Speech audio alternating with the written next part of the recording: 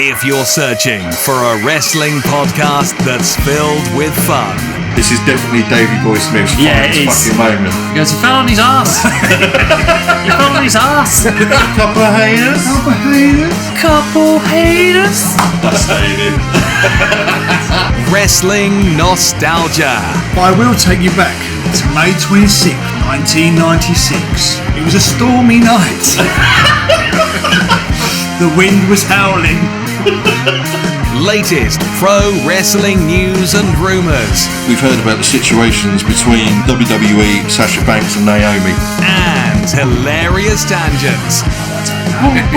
Let's not tangent off. No Samoan spikes. That's it. Fucking tangents. Then look no further. Join your hosts James, Stu and Johnny and subscribe to Top Turnbuckle Podcast. Hello and welcome to episode 14 of Top Turnbuckle Podcast with me, Stu. Me, Johnny. And me, James. And hello and welcome everyone. Hello. I trust you're all well. Had a good month. Everyone happy? Everyone smiley? Everyone's alright, I think. Well, I'm alright. I can't speak about everybody else, but Yeah, I'm alright. alright. Yeah, I'm not too bad. Yeah, and we hope you're all right too. Indeed. Yes. We've got quite a bit to talk about on this one. Well, I have anyway. Right, episode 14. Here we go. That's not 13 or 12. No, Johnny. 14, because I don't want to make the same mistake I made the last time. But we are back. Yes, we are back. And hitting harder than a Bron Breaker back breaker. A Kurt Angle belly to back suplex. Or an unshaven, unkept Prince Albert, aka A-Train, 10 size hairy back. Wondering where the hell that was going there, to be honest. Do you remember when they fucked Tensai up? Oh, He come from like New Japan, didn't He was really good over there, wasn't he? He was doing quite well. And then they brought him back, like with... He was trying to speak Japanese and shit, wasn't he? Didn't he have a nightgown dress? Yeah, Nightgown this is when they fucked him up. He was like taken really seriously in New Japan. He defeated John Cena in his first night back as well. How'd you go from that to a nightgown match? And then became a Funkasaurus with Brodus Clay. Oh, God. Oh. Well, yes. Now that we've had that interesting little tangent. What we all been up to then, guys? Yes, what have we been up to?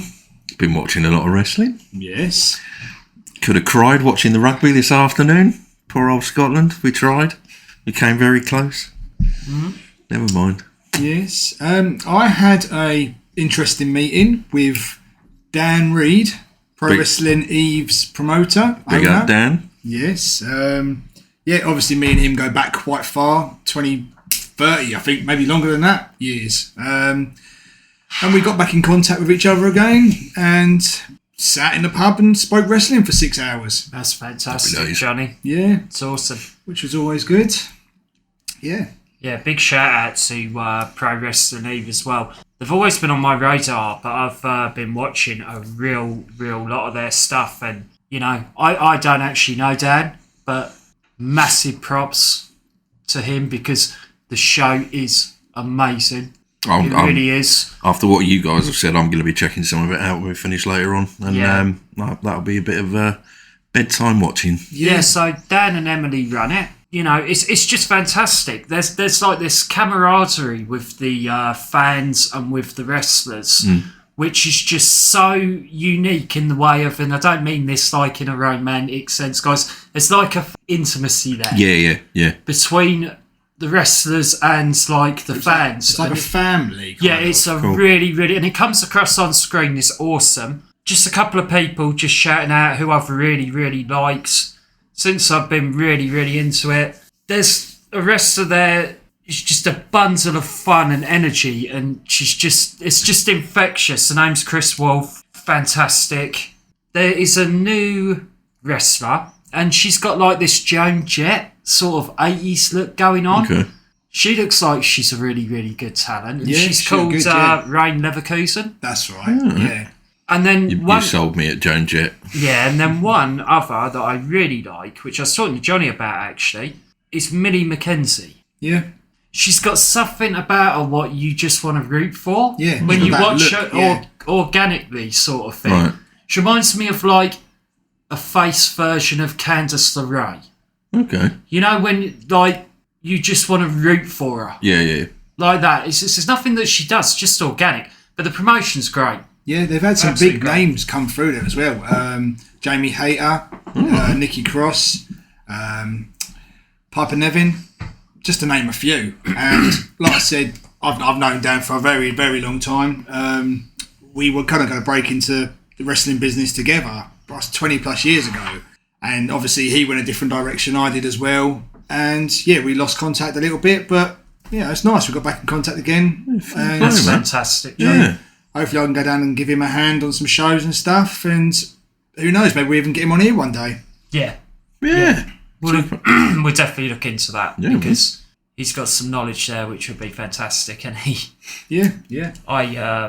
I've been having a blast with it. If you want to subscribe to Pro Wrestling Eve, guys, you can do so, which is what I've done. You can take advantage of a 7-day free trial, and I think it's $9.99 a month after that. But you get the whole archive similar to the WWE Network. Yeah, and there was a lot of stuff on there. The matches, in terms of women's matches, they're given plenty of time, really, really good quality, lots of fun on the show. It's great. I've really been having a blast with it. They have their big events, Wrestle Queendom and She Won tournament. I think there's like a 2-night tournament that gets held. But then they've just done their 100th episode as well, away from all of that. So yeah, there's quite a lot there. Oh, shit. Yeah, definitely worth checking out. Fantastic. Yeah. Oh, that's my evening sorted for tonight. Yeah, and look it up on YouTube. Yeah. If you can't like afford the premium for now, or you know, obviously it's a 7-day trial, but just look it up on YouTube and give it a watch, guys, because there's some really, really good matches. Women are given a lot of opportunities on this show. Good. It's a women's only promotion, and just some of the matches are just eye-opening and how much time they're given. And like I say, I can't say enough about it, really. And I don't know, Dan, but I just can't say enough, and big props to him. Yeah. Yeah, fair play to you, man. Fair play. Yeah. Right. So we have a new microphone. Oh, yeah, we can bring that up. Yeah. We had some issues with technology.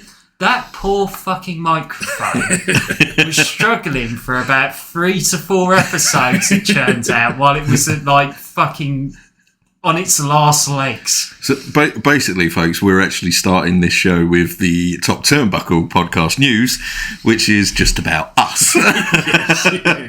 Basically, our microphone was dead on its fucking arse, and we were flogging a dead pony for a while. But as it turns out, technology will not defeat us. No. It probably will. It probably will. But we'll be like Chumbawamba. Who? That's what they're called? What? Chumbawamba, isn't it? Chumbawamba. It's like a cross of Chumbawamba and Shawaddy-Waddy. You've got enough badge and shit to come. We'll get knocked down, but we'll get back up. There we go. I knew where he was going. I'll just give a big shout out to my fiance. Actually, we forgot about the mystery gift for Stu, and we found it, and it's Hulk Hogan's The Ultimate Weapon, and it's actually gone. It's actually sat in front of me right now. You can say that home, mate. I suppose it's better It's than... awesome. The picture on the front, Hulk's got hair. It's a good film. It's got to be better than 6 pairs of used kids' pants. Oh, nothing will be better than the 6 pairs of used pants. Ask Jim, competition winner. Oh, yes. Also, big thanks to 3 Counts Wrestling for the prize that Jim received recently. Massive collection of wrestling memorabilia there. He got a couple of figures. Yeah. A book, I think there was. Yeah, it's hardback edition of 25 years of Raw. T-shirt. New Day hat. Yeah, wristband. Yeah. Headband. We look forward to seeing a photo of you wearing all of this. In one go. In one go. Yes. In one go. I will actually be going to see Jim soon, so hopefully I can take that photo. And the pants. And the pants. And the which pants. I don't think he has anymore. Well, I'm sure you're never going to have to sneak another pair in there. Oh, you should try and put them on the figures. Oh, maybe. Probably fit. I've still got 5 pairs, so, you know, We'll see how it goes. Basically, Go what sparing we're you setting next Johnny up with the challenge of hiding a pair of pants every time he goes to see Jim. But again, thanks ever so much to 3 Count Wrestling Merchandise. You guys have been absolutely brilliant. We couldn't do these competitions without you, and we thank you guys so much there. Yes. Massive props to you guys. Thanks a lot. Thank you very much. So, should we do a little announcement about our topics that we're going to be covering? Yeah, sure. Let's do it. I'll leave it to you guys then, if you can remember. Was this your pick? It was my pick. Yeah. Pick, so. Oh, I know. So does that mean I've got to do it? Yeah. Oh, right. Okay. Yeah, I thought I'd throw it out and catch you off guard. So my picks this month, were the top 3 best Briscoe brothers moments as a tribute to the late Jay Briscoe. And finally, I chose your favourite moment from the legendary American Dream, Dusty Rhodes. I think the Dusty finger. Sorry, Johnny's just surprised us all by bringing out a Dusty Rhodes figure. Literally out of nowhere. American Dream. I've got a Dusty Rhodes figure. I know, I got you that. Yeah. Look at that. That's a fucking nice figure, that is. Yeah. From 3 Counts Wrestling Merchandise. I know. Yeah. Thank you very much for that again, guys. Nice one. So Dusty and the Briscoes. Yeah. I think I may have made a boo-boo here. Okay. Because we've said about the tag team legends, Hall of Famers, multi-time tag team champions from many different territories from the 60s and 70s. Jack and Jerry the Briscoe brothers. Get out. That is right, isn't it? Get out. Because I've even wrote my picks down. Are you seriously? 20-time tag team champions. The Briscoes versus Adrian Adonis and Dick Murdoch. Right. Briscoes versus Dory and Terry Funk. And versus Ricky Steamboat and Jay Youngblood. Right. We are going to make a creative decision on the fly. This is how organised we are. We are going to celebrate the life of Jay Briscoe through his family in wrestling. Okay. There we go. Okay. Oh. So my pick's just been completely adapted. I would like to just change something. That's all right. I am only joking. Are you fucking kidding I me? couldn't help myself. You absolute prick. I have got me Briscoe You pick. absolute fucking prick. Fuck me, Johnny. I just covered for you and made a fucking creative change. I nearly ruined the good part. Right, seriously, I'm just going to point out. I nearly ruined a damn good pair of boxer shorts. Look at him. Look at him. Oh, Yeah. yeah. I couldn't help myself. I even went and picked me freeze for the topic. You fucking Really arsehole. funny. I was going to carry it on for the whole episode, but You should have I done. could feel the tension in the air. Fucking Christ. Everyone probably on the Facebook page will want to know what you fucking picked now for the Briscoe brothers in the Oh yeah, 70s. it's, they were 3 good matches actually. Fucking hell, 20-time Johnny. tag team champions they were. I didn't realise how many times. They also discovered Hogan as well. Chris Did Rhodes. they really? Yeah. Well, we'll leave that for another topic. The Briscoe, Okay, the thanks for original that. Briscoes. Right, let's try and challenge Jesus each other as Christ. much as we can and throw each other off. Right. Back to the Briscoes. Fucking hell, I'll be honest man. with you, I thought I'd done a fucking good job to cover that, and in case... Oh, it was, yeah. It was a Oh, yeah, damn it was, good yeah. covering, yeah. Jesus Christ, man. Okay. Here's Dusty. There he is. Who would like to start off this first? I think me and Johnny will. Go for it. Okay. Because I've got a lot. And you would know where that's going, Johnny, off of that. Is this the match from 2002? It is, yes. Now, I actually only picked 2 matches to begin with until I think it was last week I came round here, around James's, and watched Jay Briscoe versus Amazing Red. And a little bit of history. Going back, when Ring of Honor first started, I didn't see a lot of it. I didn't have access to the shows. I'd heard about it, and I hadn't even really seen much of the Briscoes. So this kind of topic gave me a good opportunity to go back and watch a lot of it. So yeah, I'd heard about it all. I even with like the whole Summer of Punk and Danielson and Samoa Joe, I never see any of that at the time. It wasn't until a lot later on that I kind of got to watch it all. Interesting comparison, Johnny, because I had... Yeah. Whereas Stu is really big on like them boys as a tag team. I have watched a lot of Jey and Mark, but more specifically Jey in singles from Ring of Honor. Yeah. So you can carry on, man. Yeah. So like I said, the match. I did struggle to pick 3, but after coming over, I did watch this match, and it was just amazing. It was Jey Briscoe versus the Amazing Red. It was at a time where ECW was out of business, and this was kind of like a new ECW in a way. It was kind of like it still had that gritty side to it all.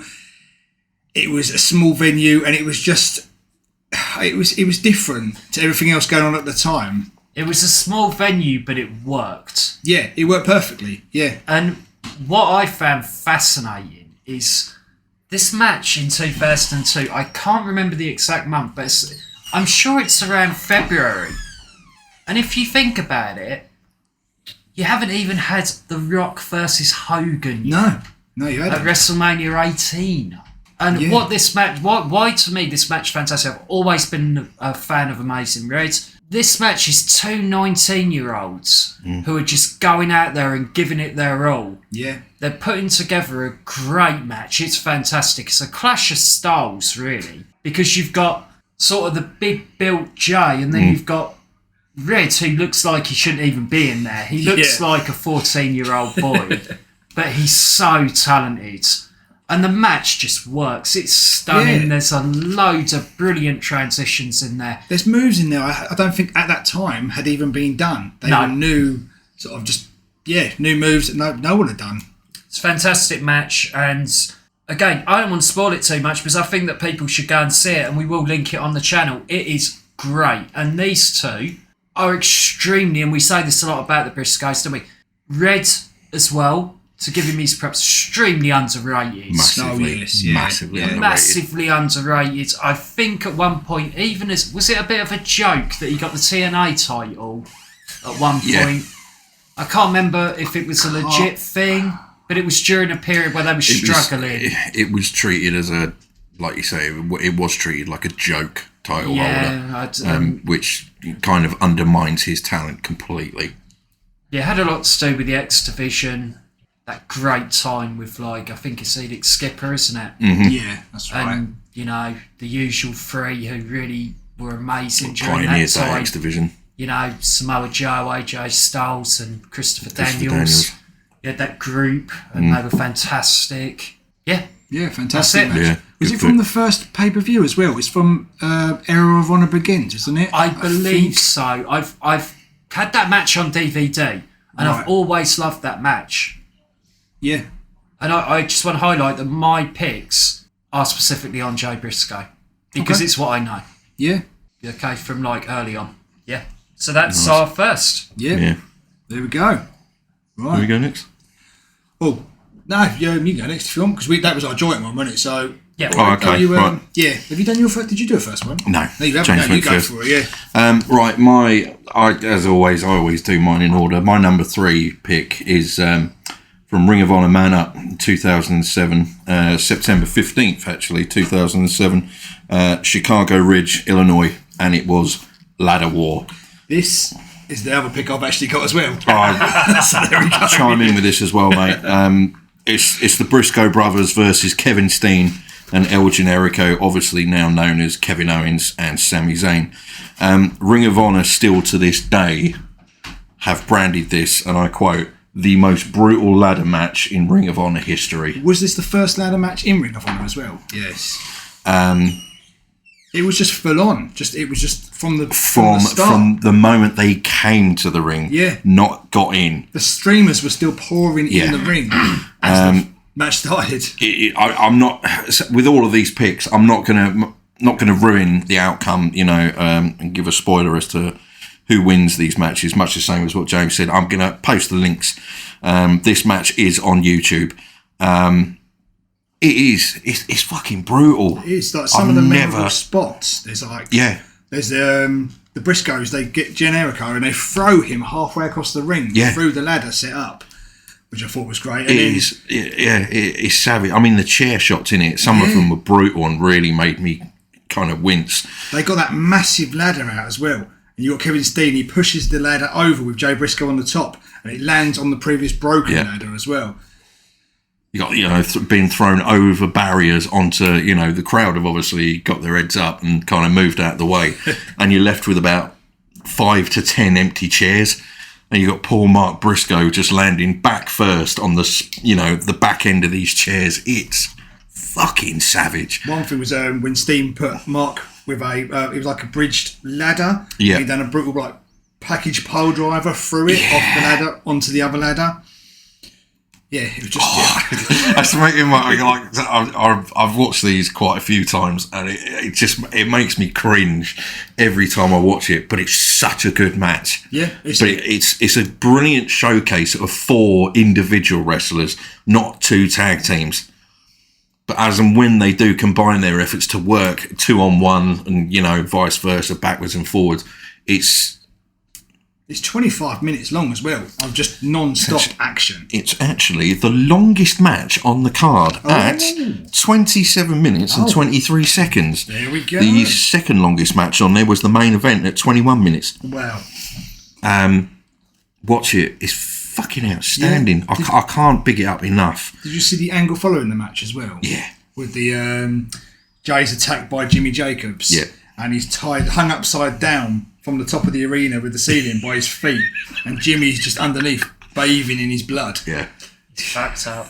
It's so savage. It is so savage. I've got nothing to add. It's fantastic. It's such a good match. It's on my standby list. Yeah, great match. There's going to be a lot of emphasis on the, for me personally, on the ones I've picked, because I'm such a big fan of these two. Yep. And as individuals as well, they were brilliant, absolutely brilliant. Well, you've been a massive advocate of them before all this happens. I think that there's a lot of people, and it probably sounds controversial me saying this, there's a lot of people that have jumped on the bandwagon, unfortunately, since Jay's passing. But you legitimately have been such a mega fan. You've told me and Johnny. You've always brought them up almost every episode. Yeah, when I was listening back to edits of episodes, you always tell us to watch them. And yeah. God, we're smashing them out, aren't we? Oh, mate, there we go. Yeah, that's my first one done. Who's next? Well, it's back to you. You're done, aren't you? I've got one more pick. That's it, yeah, one more. Oh, do you want me to go then? Go for it. Okay, so there's this really lovely match. This is Jey Briscoe again in singles. And this is really interesting because this one takes place in 2003. Okay. And immediately, Jey looks so green in the 2002 match. And then he's sort of completely changed character and he's gone into this country boy look at this point after a year. So he's beginning to establish the character here. This match is Jey versus the American Dragon. You all know who he is, Bryan Danielson. This is a great match. Bryan Danielson here looks like you're familiar. We talked about this before. Create a wrestler on a video game. You can see why no one really, despite his amazing talent, maybe picked up on him. Yeah. But my God, the talent in this match is amazing. This match starts at close quarters, and it's sort of catch as catch can while standing up. They both have wrist control over one another at different times, but there's so many transitions and so many throws and technical aspects of groundwork, and then coming back up but still being close, if you know what I mean. Yeah. I showed this to you, Johnny. It's got aspects of a European style in it. Yeah, definitely. And Jay's up to the task here. Really, really up to the task with probably the best wrestler in the world, a lot of people were saying. It's fantastic. It moves into a lot more action. And it's just a great match. I'm not going to ruin it again. It's fantastic. And it shows Jey and the amount of influence he had on these people now that we see as megastars. Yeah. You know? And it's great. This is a proper wrestling fans match. Yeah. This is not going to be something that someone who likes the entertainment factor of WWE and AEW to an extent it's maybe not going to be their cup of tea. This is just two wrestlers going out there. Wrestling at its purest form. Yes. Yeah, it really is. And it's a fantastic match. And that's all I'm going to say. Lovely. Because I really don't want to ruin the match.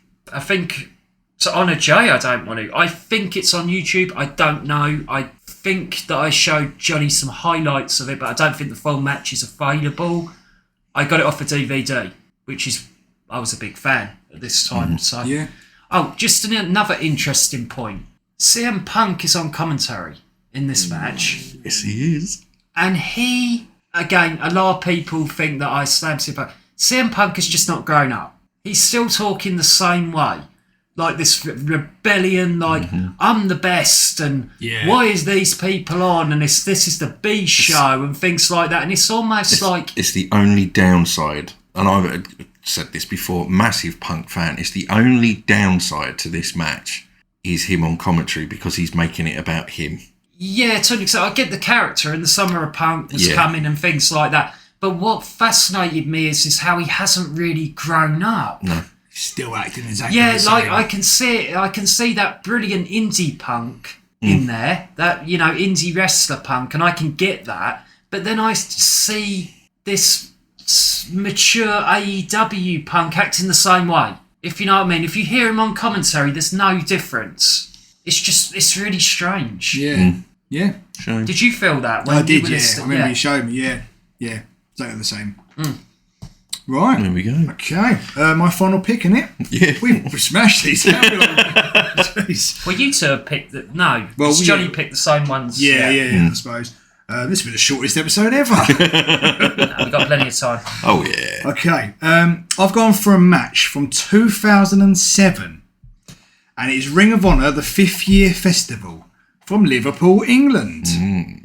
So the story of this match was two brothers wanted to make each other tougher following their loss of the tag team titles the night before. So it's Jey versus Mark. And the match starts off, it's very technical, but as time goes on, things get more physical and more personal. The match is very hard hitting.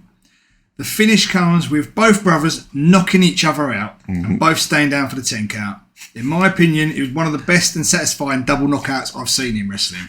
It's so good. There we go. Yeah, that's it. It is really good. Is this the one that takes place at Liverpool? Yeah, Liverpool. Okay, I know this match. It's great. Yeah. It really is great. I thought it was a good match. Told a good story. They were both trying to make each other better. And yeah.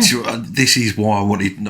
I know it was unfortunate that it took, Jay's death for me to want to pick this. And I do honestly think eventually I'd have got round to this topic. I do. But it's... These guys, they threw everything into their storylines and they done it so well. If they really did do it well, they could sell a story brilliantly. And I genuinely think they honestly were the best tag team the last 20, 30 years. Everything that they did, they put their heart and soul in, whether it was, working on their craft, working major productions, down to small indie circuits. They were not afraid to take risks. They just loved what they were doing. I think you've got to look at it from the perspective of loyalty as well. I mean, I'm sure they had their opportunity to go somewhere else. AEW wouldn't touch them, would they? Because of something that Jey said? There is a video that they posted, and it was them discussing on a promo, as they usually did with the help of somebody's mobile phone, discussing when they were given a shot with WWE. And Jey discussed it for about 4 or 5 minutes, and when it came down to the talent, they told they were in. Their talent is what they were looking for, up until the point when they got the phone call to say, it's not going to happen because you're not aesthetically appealing. Because you don't look like a WWE superstar. I totally disagree with that. What from a their perspective. fuck up that was. I don't think that company actually would have suited them in the time period anyway. Not. It's not WWE at the moment, and for a long time it's not tag team orientated. No.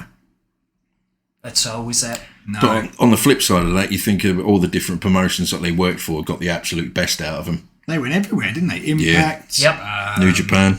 Yeah, you name it, they've been there. Yeah. Oh, yeah. You've only got to look at the amount of pouring out of love at the moment for them. Yeah. Certain people who credit them for having such a major influence in their careers. You've got to look at the wrestling stars that turned out for his funeral. I mean, I actually watched that, and I haven't. It's quite funny Yeah. because he just the jokes he's making the whole time, all the way through it. It's I mean, they're not even jokes. It's real stuff that him and his brother have done. Yeah, and it just absolutely, I always found Mark funny, but I genuinely didn't see, from his real persona when he was doing his late brother's eulogy, just how funny he fucking is. He's naturally gifted at being funny. I'm going to say I don't know a lot about Mark. I really don't. A lot of the focus of the earlier, they were a tag team, obviously, but there was a lot of focus on Jey around about the time when I was really, really into sort of Ring of Honor, and so I've gone down that route, mate, because this was a time that I absolutely loved, and he was a part of it. Yeah. I mean, before I go into my second pick, I've got the list of their accolades, and fuck me, it is impressive. So, as most of you may or may not know, they debuted on Ring of Honor from day one, and practically pioneered the tag team division from day one. They only ever took a hiatus from Ring of Honor between August 2004 to February 2006, and that was due to quite a severe injury from Jey, but they also worked Indy circuits at the same time. Held 13 Ring of Honor tag team titles, 2 tag team titles in Combat Zone Wrestling, 1 tag team title in Full Impact Pro, GCW tag team titles 3 times, House of Glory tag team titles once, Impact tag team titles once, Jersey Championship Wrestling light heavyweight champion was held by Mark. NWA Crockett Cup winners in 2022, the New Japan IWGP tag team titles once, the never open weight 6-man tag titles twice with Toriano, NWA Wildside tag team champs once, Ring of Honor world champion twice with Jay Briscoe, the Ring of Honor 6-man tag team titles with Bully Ray once, and were finally inducted into the Hall of Fame for Ring of Honor in 2022. Fantastic. That list fucking speaks for itself. Fair bit then. Yeah. Yeah. And so, leads me into my second pick, which comes from April the 5th, 2014, and it's Supercard of Honor, and it's Jay Briscoe versus Kevin Steen for the ROH heavyweight title. I've got this too. Feel free to pipe in with this one. I've got a few little facts that I wanted to read out, which was obviously Kevin Steen was walking into this match as the champion with a prolific title hold of 839 days. Jay Briscoe obviously had the Ring of Honor legacy from being there from day one, and at this point was 11 years into his career with Ring of Honor.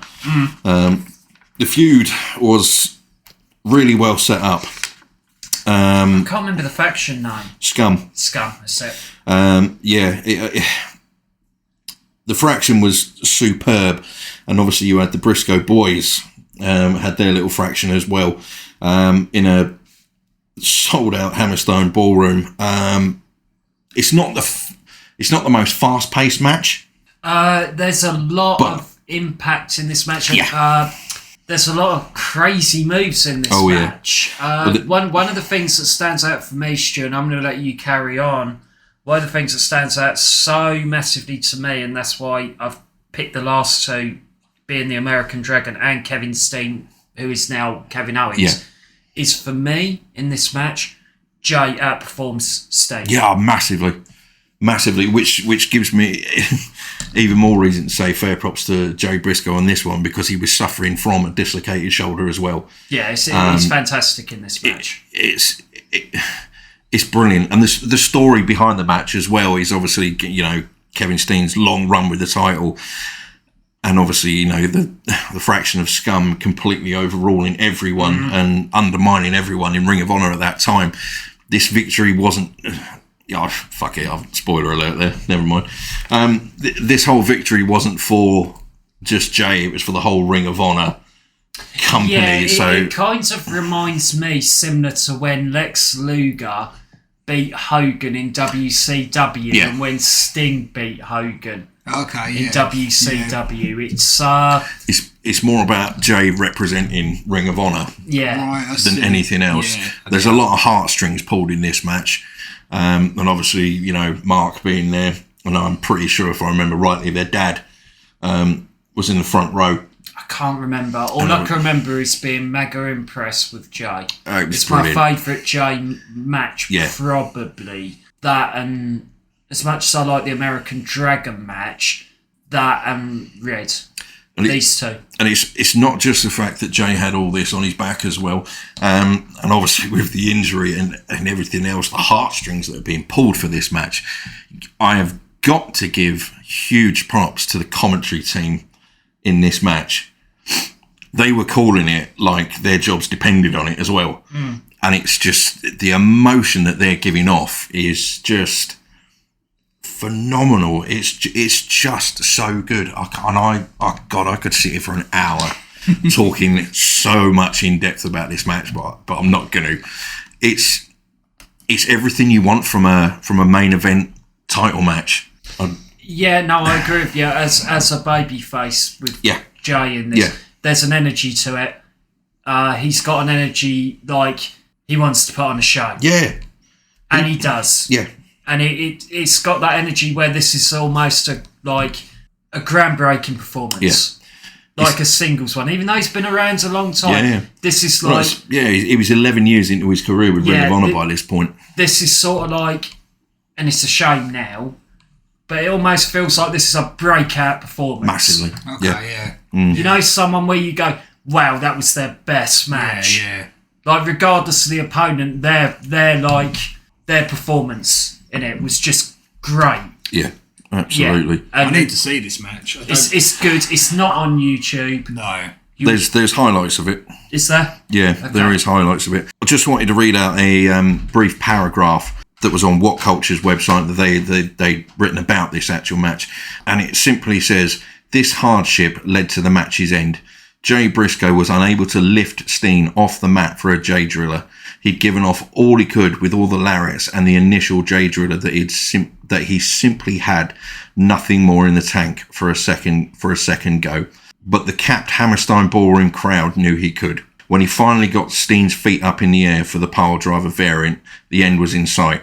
It's a crucial moment written into the history of Ring of Honor that won't ever be forgotten. Nice. And they were absolutely right. It's a great main event. I do need to check this one out. I've never seen this one. So. It is. Yeah. It's an absolute must. And if you guys haven't seen it, please go and check it out. It's superb. It is. There we go. That's my number 2. I believe it's back down to you, James. Yes, I've got that left, have I? No, Johnny's done. Well, it's certainly not back to me because I'm finished. Because I've got one left we then. Both tied. We both of course we did, yeah. Steen. So, wow. Back to you. Starts with me, ends with me. Okay. I think it's really difficult not to pick Steen in this. Yeah, absolutely. I think it's his first title win, isn't it? Yeah. Is it in Ring of Honor? I believe it was, yeah. As I remember. Yeah. Which is ironic because, my number 3 and number 2 pick, he's in both. Okay. But my number 1 pick, and it is a bittersweet one. It's the Briscoe brothers versus FTR Part 3, the dog collar match from Ring of Honor Final Battle 2002 on December the 10th. And it's for the Ring of Honor tag titles. And unfortunately, it was Jay's final match. But I would like to say I don't think, I know it was a horrific thing what happened. I don't think it could have gone out on a better match. Yeah, I thought it was a great match. I'd only seen it the once, which was the other day. I'd heard about it. I'd heard good things about it. The 3 matches they'd had all together were all great. Yeah. Oh, they got better. Yeah. Each one just got better than the last.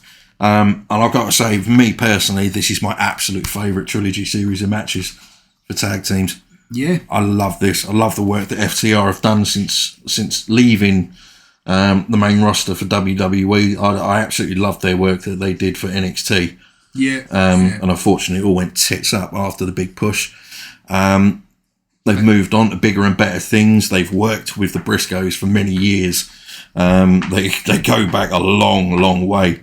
But this match was absolutely superb.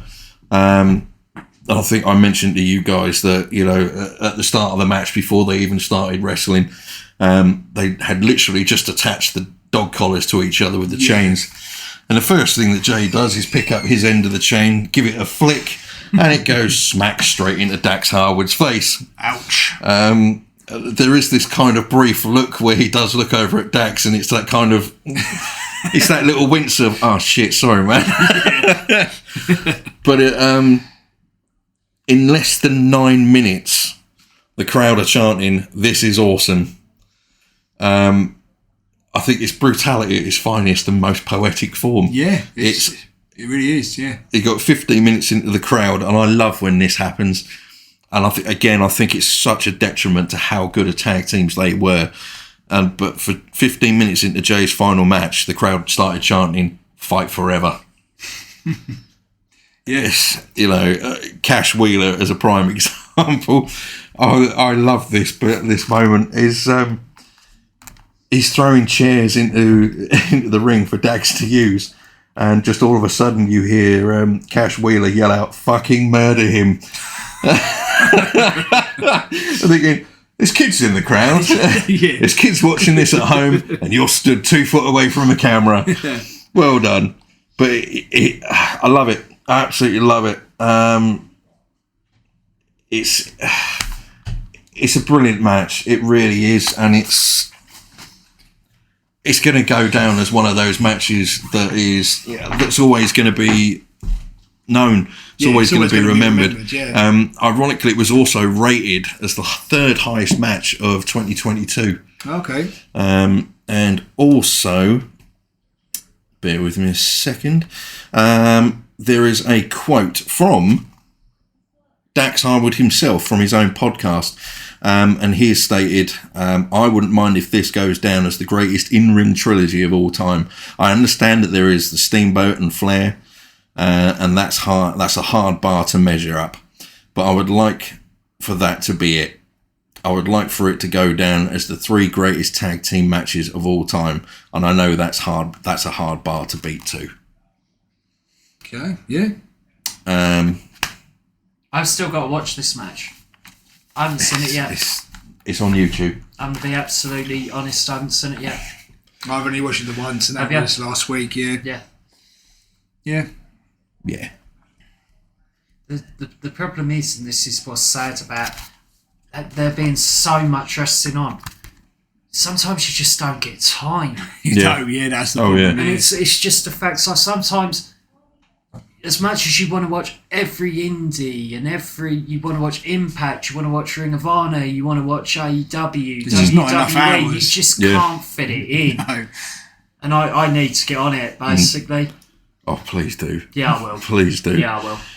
We actually had just the one person getting involved with this topic. And I know, I knew it was a risk picking this as a topic because not a lot of people know a great deal about them, but I figured it would be a good chance for you guys to not just yourself, Johnny, and you, James, to research and get involved and find out something about these guys, but also for all you listeners at home, if something as sad as a passing of a very, very talented individual husband and father can make you go out and look back on his previous work and the legacy that he has left behind, brilliant. I hope you do go back. And a big shout out to Jason Shepherd, the one person that actually gave us 3 picks for this, and they are great picks. The ladder war against Steen and El Generico at Man Up 2007.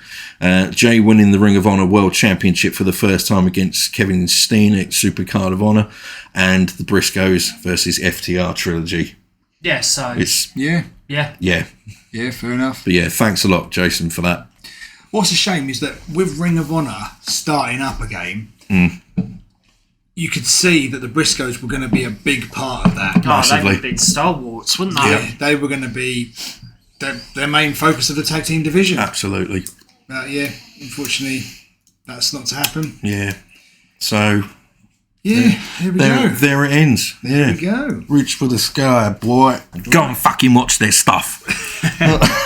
Sorry, get out of my system. I do understand it though from people, and especially in this country, it's not that easy to watch certain absolutely. things. I totally It really agree. isn't. Like I said, when Ring of Honor was first kicking off, I had a lot going on in my life at the time as well, but it was hard to get hold of the shows.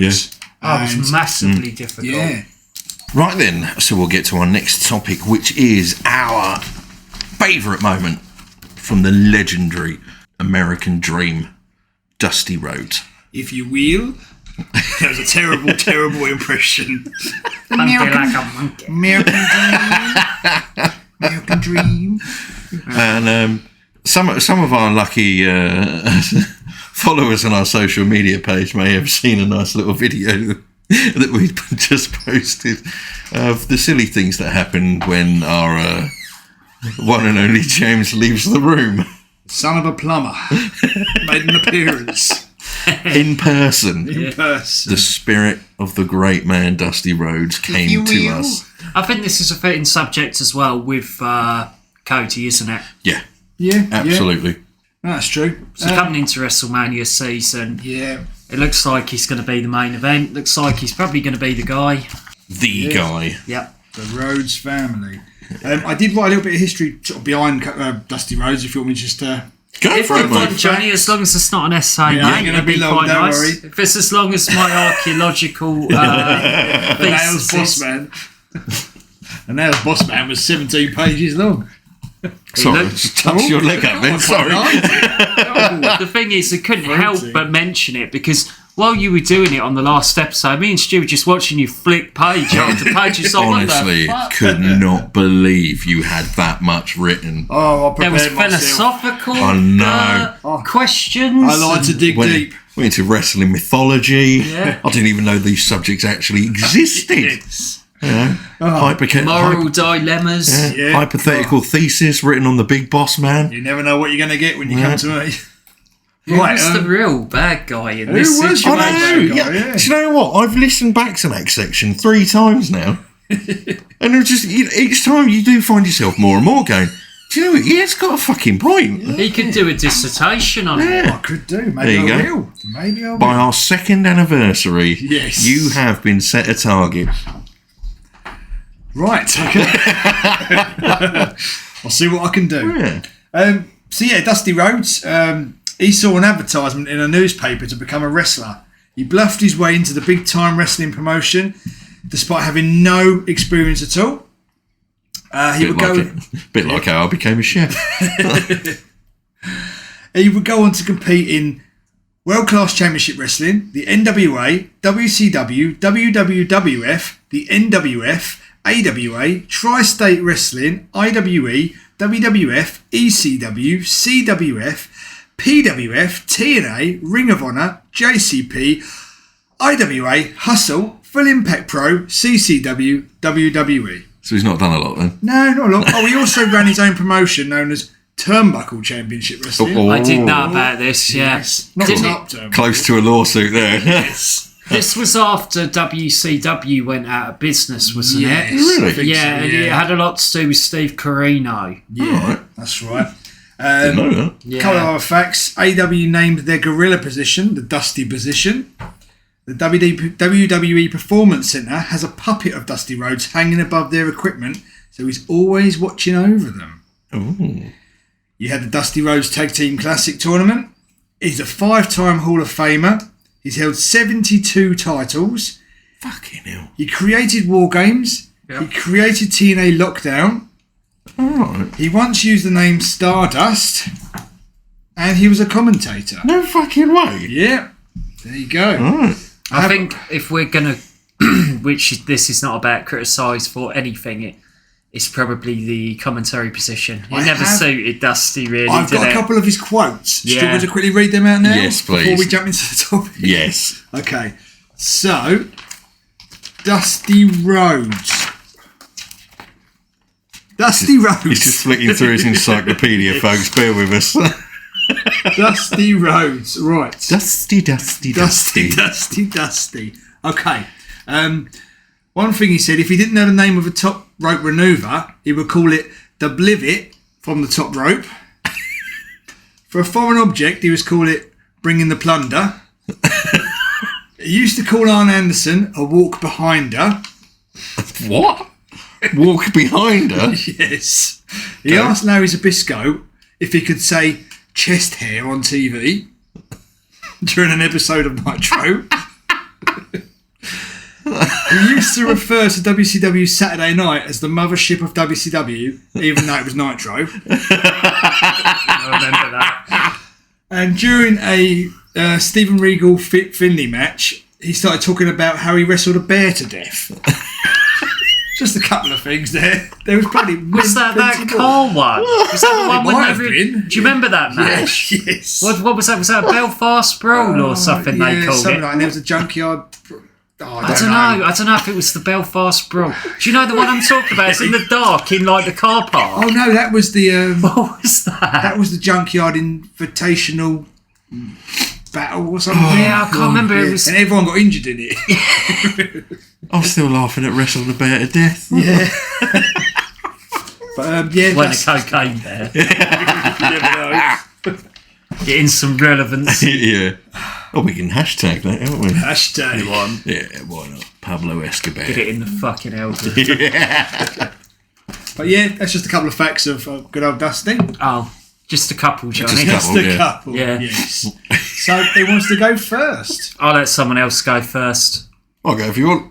Go for it. Why not? Mine's going to be short and sweet anyway. I think what I'll do is I'll end it because I've got two. I couldn't pick between the two. Okay. Yeah.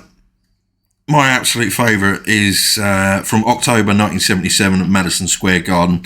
It was for the WWF Championship Texas Death Match against superstar Billy Graham. I love this. It's great. I really love this. It's not the longest match. No. Memory serves correct. Actually, scrap that. Doesn't even need to be memory because I've written it down. The match lasts only 10 minutes and 12 seconds. It's brilliant from the moment they both get into the ring. They sell the heel and face wrestling personas just really, really, really well. Is this just the single match, not the ball rope match, or? There is use of a bull rope. Maybe it is then. Yeah, 'cause I know I think they have 3 matches in total. It is. It's a trilogy series. Yeah, it's very fast paced for two really big guys. It's a very young Dusty as well. Isn't Yeah. Yeah. I mean, Billy Graham is fucking jacked in this match. Well, you've got the two best entertainers, really. Absolutely. Yeah. You know, Charisma Yeah. flying off the charts. Absolutely. this is an interpromotional match, isn't it? I think it Is is. it? I'm not sure, to be honest. I think it might be. Yeah, because I think it might have been. It must have been, surely. Dusty wasn't in WWF at this point, was he? Not honestly sure off the top of my head. He's in NWA, wasn't he? Or are we too early even for that? I don't know. Just a couple of notes I've got on it anyway. As I said, it's a very fast-paced match for two big heavyweights.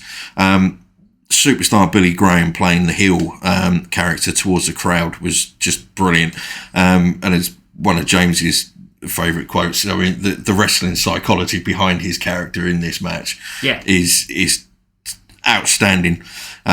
Rhodes literally manhandles Billy Graham for the first sort of, I think it's about 5 to 6 minutes.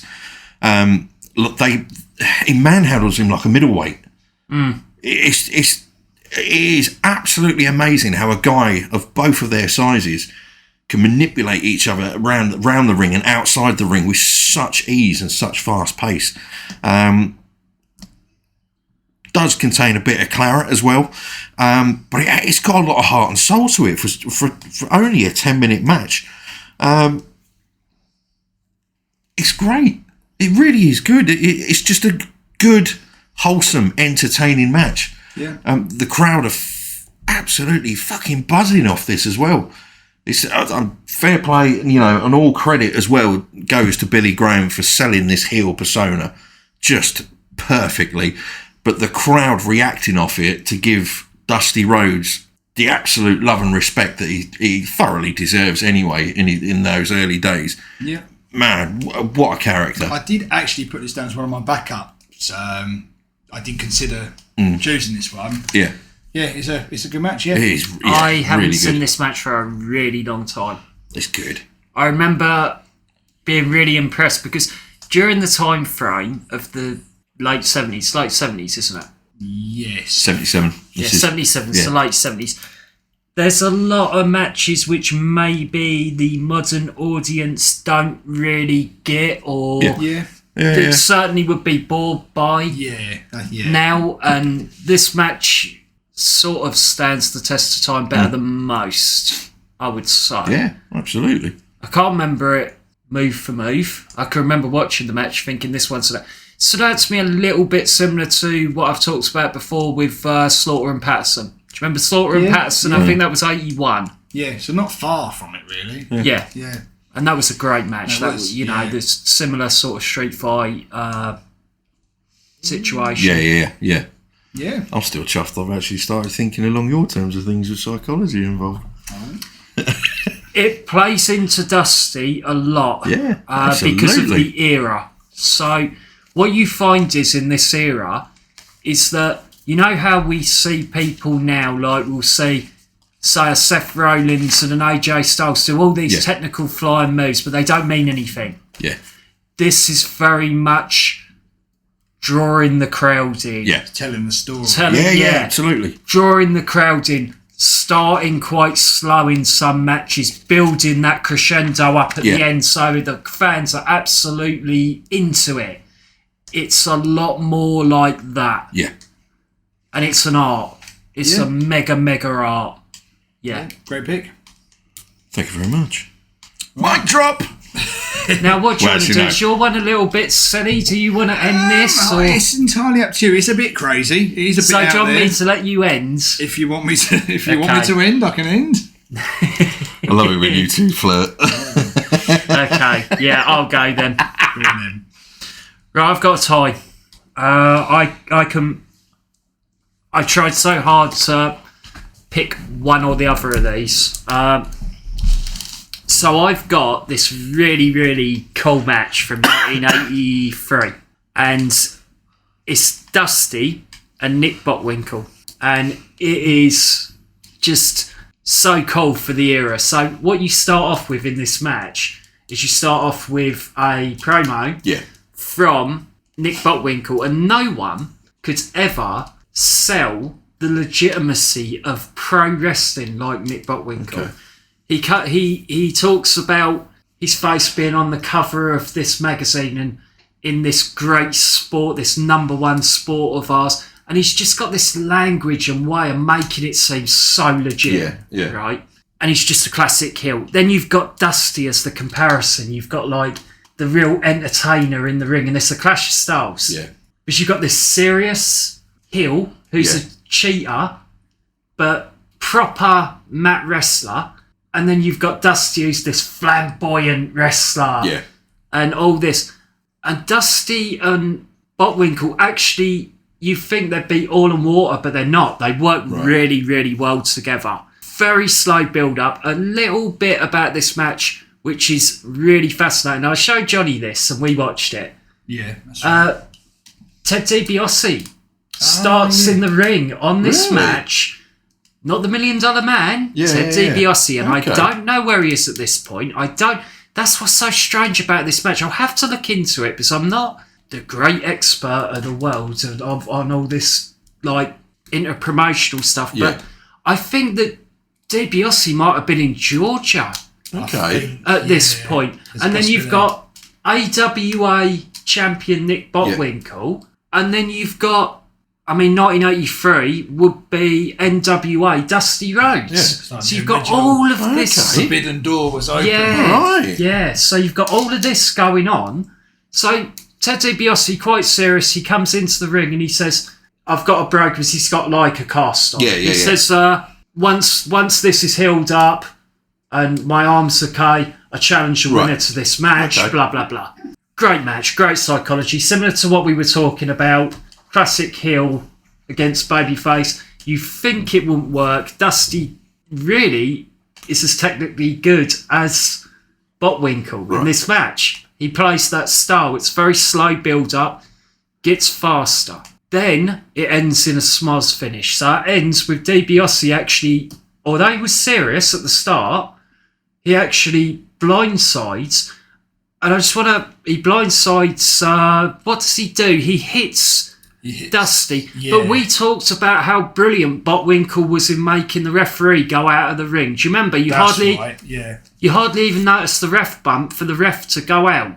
Yeah, he sort of moved the rope and the ref went over without you being able to realise it. It's just artistry. It's like... And then, as I said, this match closes with Dusty's persona and his flamboyance. Yeah. You see the bloody bandage around his head, and then he's got Junkyard Dog with him. Right. So you get the contrast of the start with Nick Bockwinkle being very serious, and then at the end you get the promo with Dusty talking about how he's going to get revenge later down the line with Junkyard Dog against these guys, and he's going to come after DiBiase in that Dusty way. Yeah, yeah. So you get great serious promo, really good 80s, proper 80s style old school match. That's what I love about it. It's just the whole... The selling, it's just everything about it. Yeah, even the crowd like slowly getting into it. And it's a slow burn. Yeah, it's very slow starting, and then it goes in, and then Dusty gets the upper hand. It goes quick. The crowd, the crescendo builds up. Then you get that schmoz at the end. Nice. Then you finish with a Dusty promo with the energy with the Junkyard Dog. It's a lovely mix. It's on YouTube. Watch it. I've not watched it. You've just sold it completely to me. Fantastic. That's another one to add to my list. And you know, this won't be everyone's cup of tea. Everyone will go, oh, they hardly do anything. The skill is being able to do hardly anything but have that crowd so invested in what you're doing. Yeah. And that's what makes this match so good. The other one is the total opposite, which is the reason I can't separate these two guys. It is 1986 and it is Dusty versus Ric Flair. I sent this to you guys. The crowd are hot for this from the moment it starts to the end. It is the famous baby doll turn. Is this the Starcade match? No, it's not. No, I don't believe it is. I don't think it is, no. So this would be JCP, I would think. Yeah, I reckon it must be. Yeah. It's 86. Yeah, so you've got the baby doll turn. So basically, baby doll was with Dusty. Yeah, yeah. She was a great female valet. Great female valet during the territories. And she turns on Dusty. I'm not going to go into this match too much. You don't even need to be invested in what's going on. What's going on in the ring's great. Just listen to the crowd.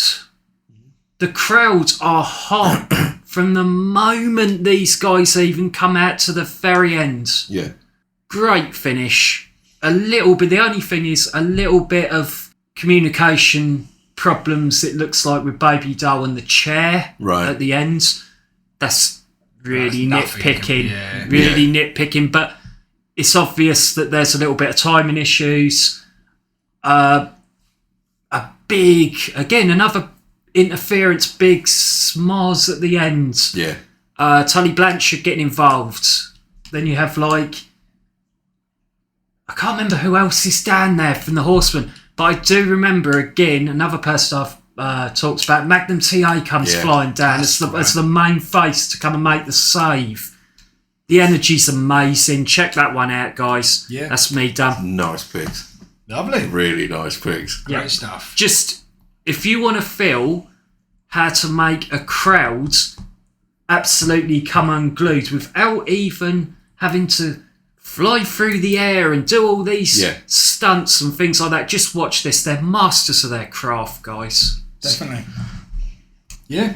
Okay, over to me. Oh, yes. Right, here we go. Right, so I have gone... well, with my picks, I always try and dig deep and come up with something either very strange, very unusual, or completely forgotten about. I don't know what you mean, Johnny. Do you want to know what I thought Johnny would choose? And I know it sounds disrespectful, like, to Dusty. I thought Johnny would choose something like, do you remember when Vince was walking down, when he told me it was something crazy?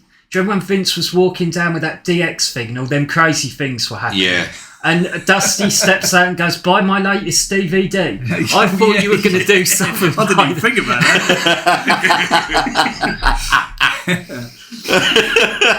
Maybe I'll go back and do that one as well. It's got like Big Dick Johnson in his arms and stuff. Big Dick Johnson, God. Do you remember him? I try not to. Right, so the pick I've gone for is the Dusty Rhodes, Kevin Sullivan feud from the early 80s. It's from CWF and sort of onto the NWA as well. Right. I always try and research to the best of my abilities, but it was quite difficult to get the dates right for all of this because it's very hard to find it all and locate it all, and there's not a lot of footage out there for it either. I don't know anything about this. No, same. I know the two guys and they're probably feuded, but I'm going in blind on this one. Okay. So Kevin Sullivan and Dusty Rhodes, they've been feuding for a while, and they had a big match on Christmas Day. And they were about to lock up in this Loser Leaves Florida for 60 days, lights out match held inside a steel cage. Okay. Okay. All right. Yeah. So Kevin Sullivan busts Dusty open with this loaded fist. And with this being Christmas, good old Santa Claus arrives at ringside. You can only get this off of Johnny, can't you? What the fuck? He hands something to Kevin Sullivan, who then knocks out Dusty for the win. Santa reveals himself to be a very young Jake Roberts. Really? Yes, very young Jake Roberts. Dusty cuts this promo, vowing revenge after his 60 days are up.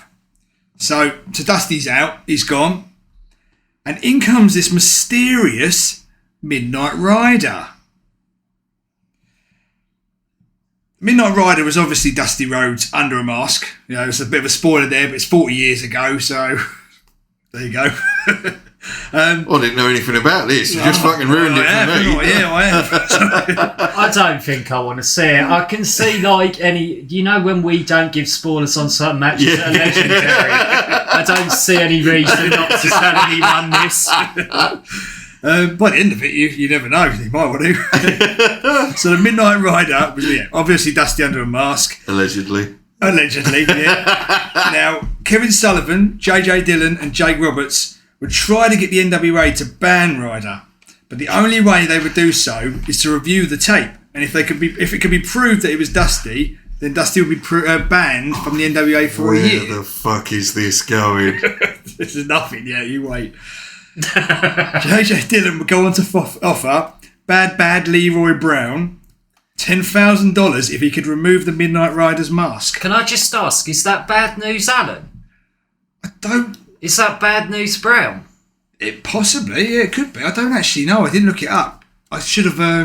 It could have been. Yeah, I'm just interested. That could actually be Bad Leroy Brown because he's Stampede, really, isn't he? Well known from Canada.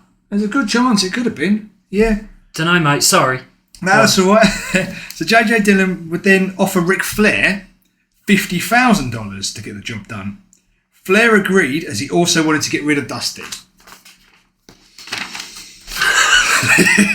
What year is this?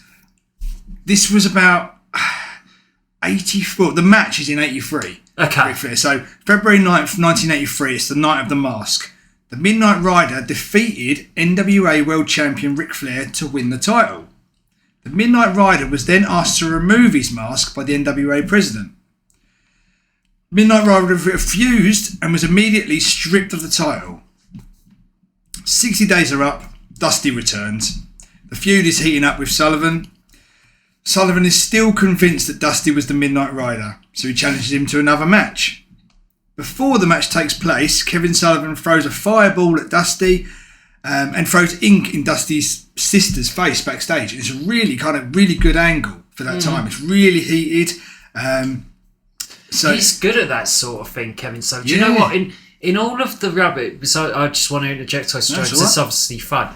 I've never been like the biggest fan of Kevin Sullivan as well. I don't know how you feel about I'm the same, yeah. Very strange. And you know, shite. He's a good worker, but Is he? Sorry. he's always. I'm sorry, I couldn't hold that in. Do you remember in '95 when he shaved off Hogan's mustache? yes, Yeah. yeah. Wow. Do you remember how he got to that point? He dressed up as a granny and threw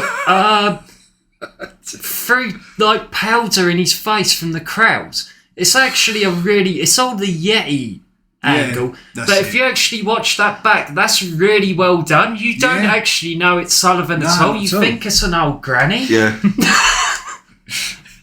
Sorry, when you said about throwing ink, I just thought he's quite a master of throwing stuff. Yeah. Did you know what I mean? What else he's thrown? Oranges. A wobbly. His toys out of the Dungeon pram. of Doom stuff. Do you remember that fucking Dungeon of Doom? We're going to have to do a whole thing I was on considering that. covering that soon, yeah. Yeah. Fuck off. It's going to happen.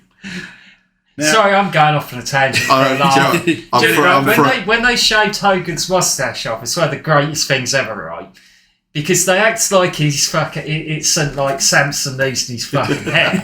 Do you remember this? Yeah. And they do all these fucking promos over it.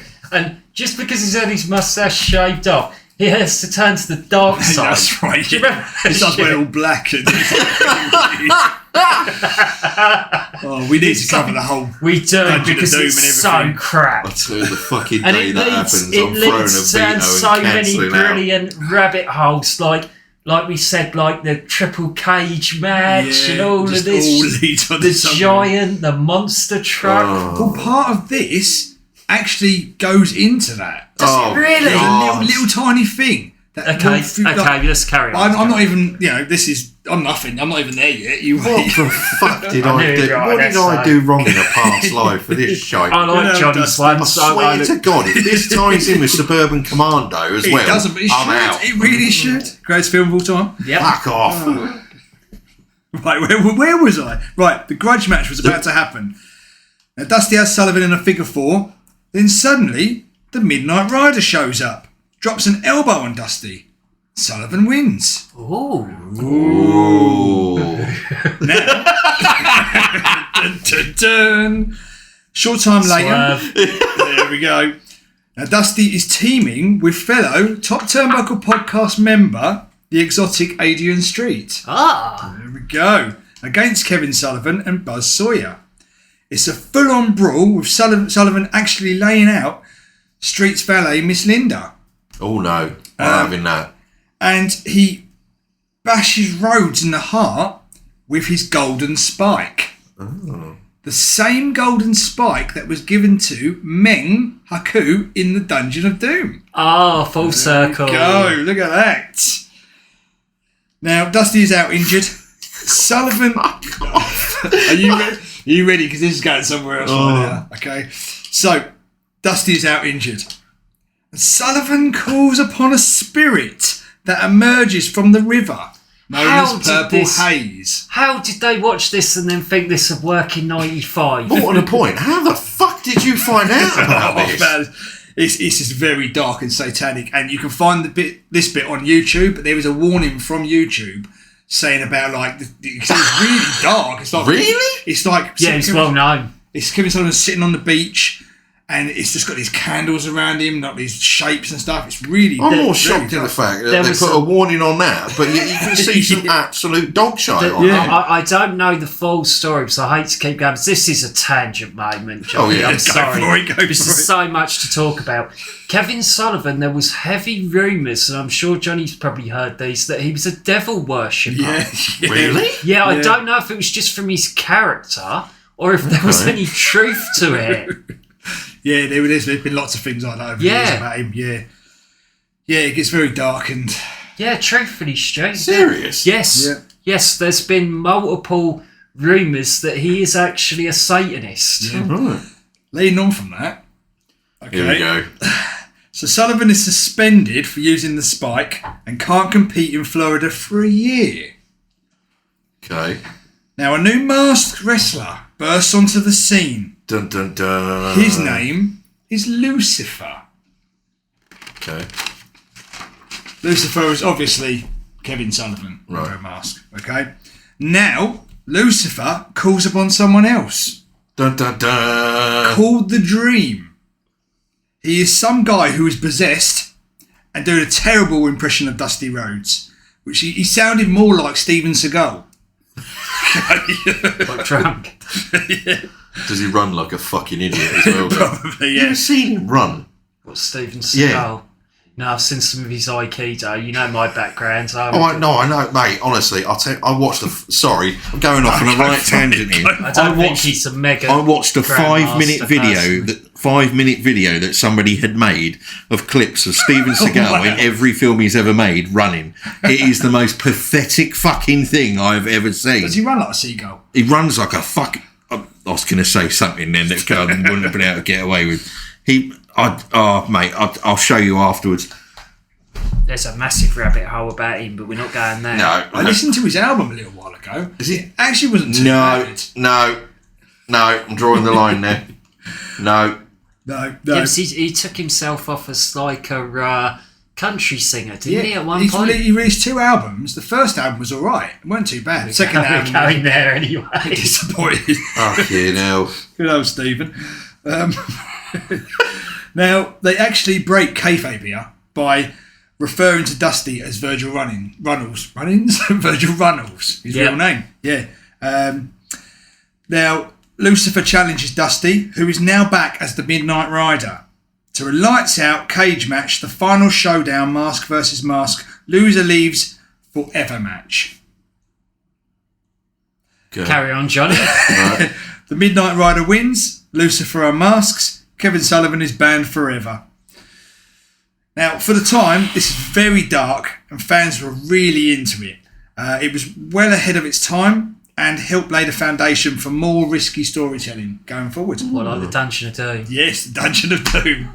Yeah, so there you go. The Midnight Rider, Lucifer. Can we do one on the Dungeon Oh, of Doom? yes. Please. Go on, then. Yeah. It's so funny. I'd No, like to. it's so funny. We would have a blast here. Who was in it? That. Kamala, the Yeti, Zodiac. Giant Not was in it. One man Brutus gang, above one the man gang. beefcake. One-Man Gang, yeah.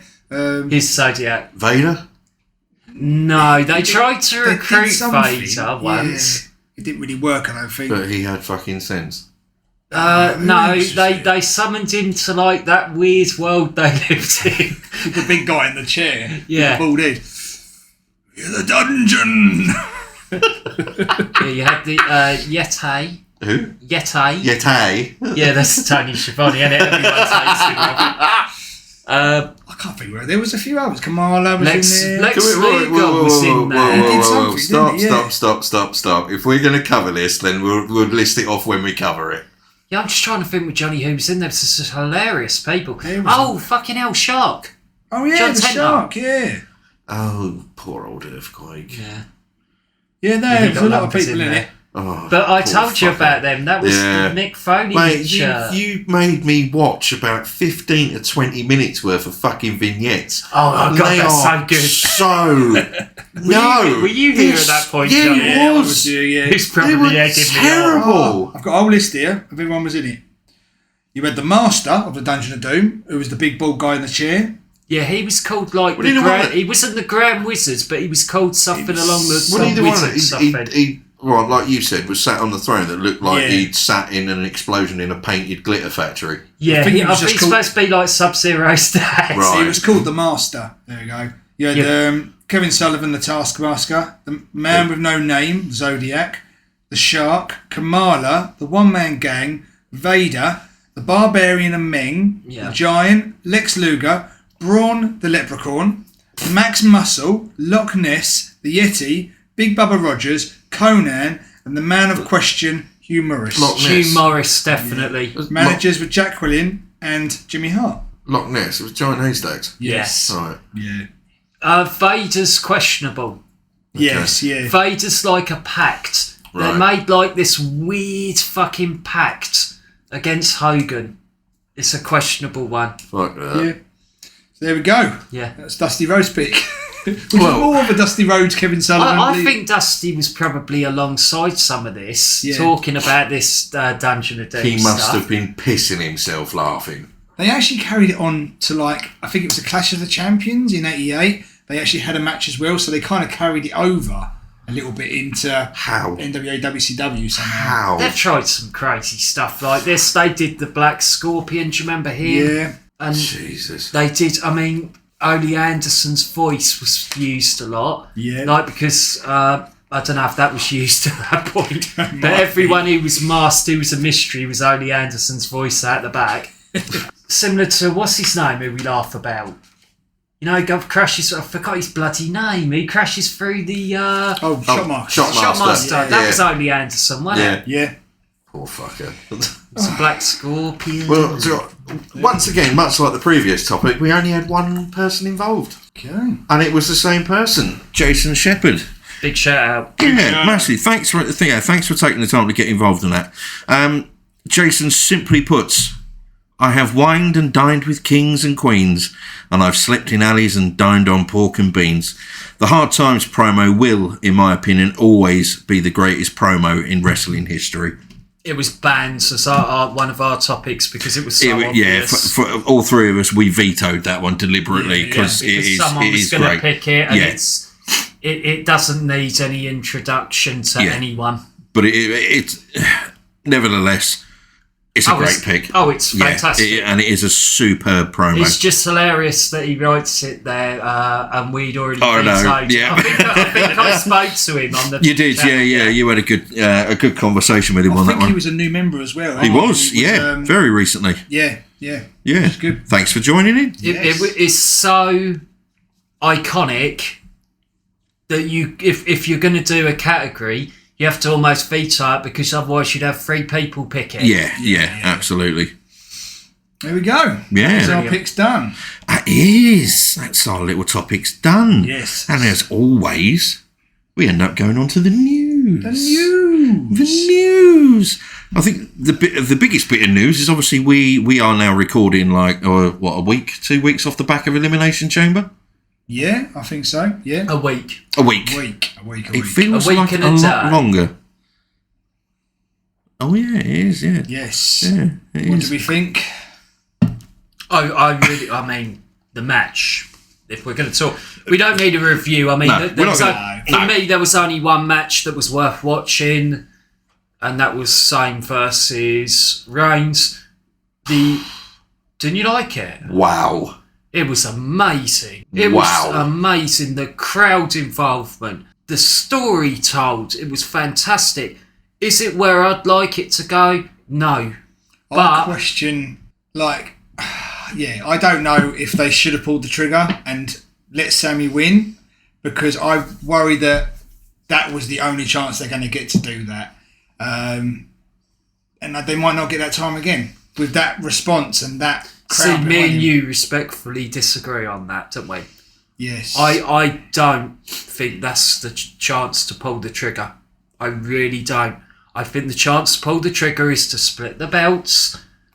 Somehow, you could have used Cody Yeah. as, say if there's a grand injustice, like a type of Montreal Screwjob again. Right. That Right. happens. And I would have had Cody involved rather than Jey and Jimmy and all of this and I get Kevin what you mean, Owens. Right? So I would have had Cody get beat down by them all, realise the grand injustice as revenge, because you've got to remember he's a face. Yeah. He'd see the grand injustice to Sami. Yeah. Right? He would think Sami still deserves his shot. Who's the person who keeps winding Cody up at the moment? Have you not been watching Raw? What, Paul Heyman? Yes. Yeah. So, with Cody's prior backstage work, he knows a little bit how to play the game, doesn't he? The situation with all the contracts. He gets one up on Paul Heyman and suddenly announces, I'm going to weaken your champion, your invincible champion. I'm going to give Sami what he deserves to finish his story, because that was talks about, right? You're going to wrestle twice. You're going to wrestle me for the WWE title, and Sami's going to finish his story, and you're going to wrestle him for the Universal at WrestleMania. Night 1, Night 2, split the titles, get the titles back on Raw and SmackDown. Yeah. Perfect, because Roman's going anyway. And he is. They could have always done the WrestleMania 10 thing with Luger, Brett and Yoko. The touring costs, and someone faces someone first. That was my idea, what I spoke to you about. Yeah. Do you remember? We both went over that. That's right, yeah. Here's the issue, Johnny. Those belts have got to be split. When are you going to do that? They need to be. Now you've got Night 1 of Yeah. WrestleMania and Night 2. Make him wrestle twice. Yeah. Yeah, I'm all for that. And I tell you this, they've got a real problem now, because Sami Zayn is over. And it ain't just in Canada. It ain't just in Canada. He is over. That will transmit across the screen. Has he come back to America yet? As the crowds... I don't think they've done a show back over there yet. I'm not sure. I'm telling you this, and I'll put money on this. The crowd reaction will be the same. It will be the same. Won't be as big as in Montreal, but it will be huge. He is over, and he is not, unless you're going to do something with the Usos. You've now got a problem with the Usos because you've got Jey who's over as well, and then you're going to try and hodgepodge this match between Kevin Owens, Sami Zayn, Jey who's over, and Jimmy. And it isn't going to work. It isn't going to work. How's this going to work? Because everyone wants to see Jey, who originally was the person who stood up to Roman, if you remember this story, get his redemption. Yeah. Not go back. Because Jey, at the moment, people are invested in, because then, Big time. I still feel like I mentioned away from the podcast, I still feel like it is going to be the Usos versus Kevin Owens and Sami Zayn on night 1. And they will beat the Usos for the title. And then the following night, the Usos will come out in the match with Roman Reigns and Cody, and they will leave Roman Reigns. And the bloodline will be split up. And then I think that Roman Reigns will take off for a while. Paul Heyman will go with Siaki. Solo Sikoa, that's the one. And we'll push him for a while. And I feel like he might even get the first title match against Cody. There might be a feud there. I think so. Yeah. I think there's a good shout there. I think Sami's main event at the moment, guys. I'll be honest, I'll agree with you totally there. I think he's main event on every level. I think this damages Cody. I was just about to say, the hype that is following Sami Zayn at the moment, and has been for quite some time, it's been a good steady increase. I genuinely think he's more over than the number one contender. Did you watch the press conference? Yes. I have now, yeah. Sami was just like saying, he kind of broke character a little bit and was sort of... He said, I don't know how I feel. Yeah, he said, like, it's not the ending I wanted. He said that he was, not the happy ending expected. If he could have changed it, he would have. And tomorrow he might feel differently. But, yeah. The only way to go, and this, you've got to remember that this is a face-driven company, not a heel-driven company. WCW is a very heel-driven company, right? AEW, I'm not too sure, they're not established enough, but this... throughout history has been a face-driven company, and it tells fairy tales at the end. That's the idea of New York. Everyone would not bat an eyelid if you had those two matches on, and you did some creative way to have Cody win one and Sami win one. And the easiest way to do it is to have, this is me booking in my mind. Yeah. The easiest way to do it is to have, like I said to Johnny, Jey versus Jimmy. Jimmy has an opportunity to really hurt. Think Piper Brett. Yeah. Has an opportunity to really hurt Jimmy. Doesn't take it. Yeah. The match doesn't end in any sort of result, but the real result is Jimmy's turned back. Yeah. And realises, I'm corrupted. Holy shit, what was I about to do to my brother? Right? In that match. Yeah. Yeah. You get him away from the bloodline. Yeah. Right? You keep Jey alright. Sami, Roman, Jimmy ends him. Yeah. Jimmy gets involved. Sami is in trouble. Jimmy finally strikes, hits him. The crowd goes fucking wild. Sami covers, wins the title. Yeah. Because then you can move on with Jimmy, wherever that's going to go. Because Cody has his match the night before. Yeah.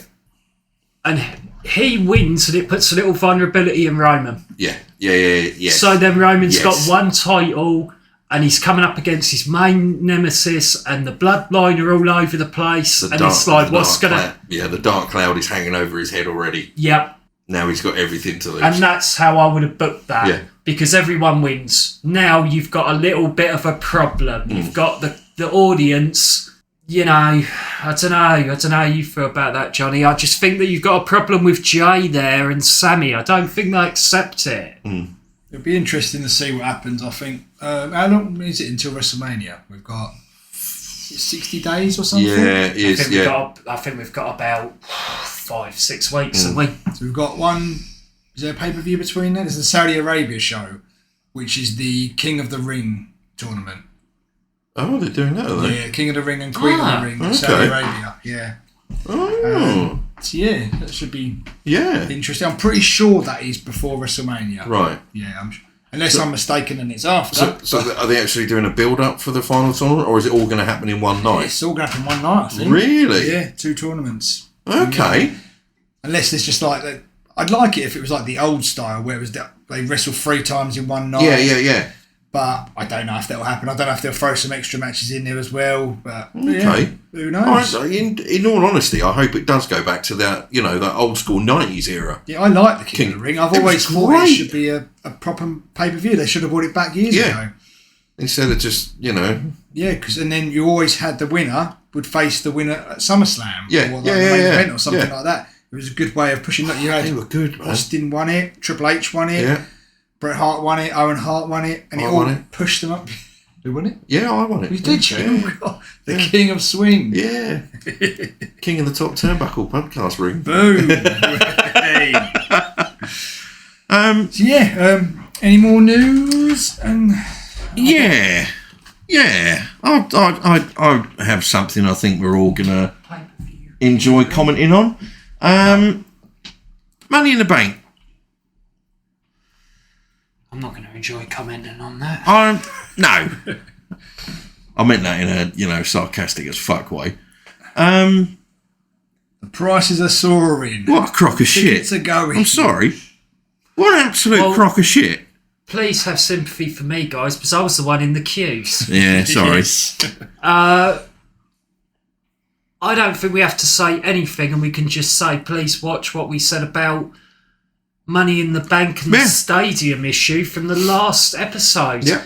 Now, We called it. Everyone is calling it out. If you go on Twitter, the amount of anger, even from some people who got tickets, with the stress that they've had to go through to get them, is ridiculous. I mean, fair play. If there's anyone out there that listens to this that actually got tickets, fair play to you. There was someone posted on the page, they paid £1,000 per ticket each night. Like I said to you, I want to sit next to Michael Cole. Yeah, for a grand, I'd want to be the fucking ref. I'd sit on Michael Cole. Then the next question is, where? No. Same question to you, James. On the face. It's a complete farce. And it is. One of the biggest issues as well, which I saw, which angered me, and I went into a little bit of a union with some other Twitter people. slamming some of the individuals that after they sold out from general sale for a minute, there was a multitude of individuals on Twitter immediately putting tickets up for sale, so that ruined it for everyone else. Yeah, so for double the price. Congratulations, tout. Once again, you fuck things up for everyone.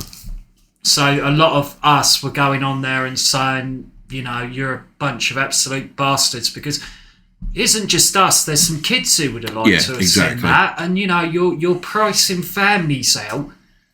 Some of those tickets were £70 tickets, and they were selling them for 200. 5 minutes after the, you know, madness. Well, it's sad, isn't it? Yeah, it is. Yeah. But fingers crossed we can still go, and all of you that want to go could still go. Yeah, I think it's, you know, so we look at it from our point of view, don't we, guys? That we were unable to get them. I've just had an idea. What? Ooh, if we can't go, let's see if we can do a live watch along. Absolutely, that's fine. Yeah. Yeah. There we go. We'll sort it. I think we will get to go, guys. I won't worry about it too much. You But gotta have faith. Gotta have faith.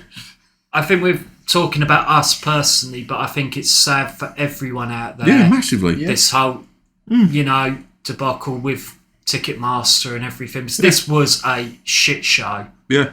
One thing I can say from our side, and I will say this to you guys, is I did have 3 tickets in my basket for £70, but we were all umming and ahhing whether we would go. But one of us wasn't replying quick enough because he was at work, so I do apologise for that. No, I didn't. I hadn't asked you at that point. Nah, you were just going to fucking get one. That's fine. It was more that I wanted confirmation from one person to just turn around and go, do it, like that. So I could, yeah. So at least me and Johnny collectively say we fucked that one then. Where's Bill and Ted's time machine? I've got 3 DeLoreans on the bedside table. Oh, I bet you have. I have. What the fuck? I don't even know. How the fuck does that get turned pervy? I don't even know. So I just want to say, just as a segue, I went for a piss and you guys were talking about like King of the Ring. Oh yeah, we were. What were you talking about? The Saudi Arabia show. They are having the King of the Ring tournament and the Queen of the Ring tournament. Yeah. They could have thought of something better to call that, couldn't they? The Queen one. Yeah, I suppose. Yeah. I mean, if they're going to try and keep it along the monarchy status, that's I know. Because you can guarantee if it's called Princess of the Ring, then that's going to cause some shit. I've wanted them to bring it back for years, and I don't even know if it's going to be the 3 matches in one night. Or... Yeah, that's originally what me and Johnny were talking about when you went for a piss. Was if you're going to bring it back, done properly. It should be brought back as it was in the 90s. Yeah, I agree. Properly. I agree with you. Yeah, I'd like them to bring it back how it used to be, like the old style pay-per-view. Like, and the winner always meant something as well. Like they would go on to be like future star. Well, so I think the best way that it was ever done, and this was done later, was that the winner got a shot at SummerSlam.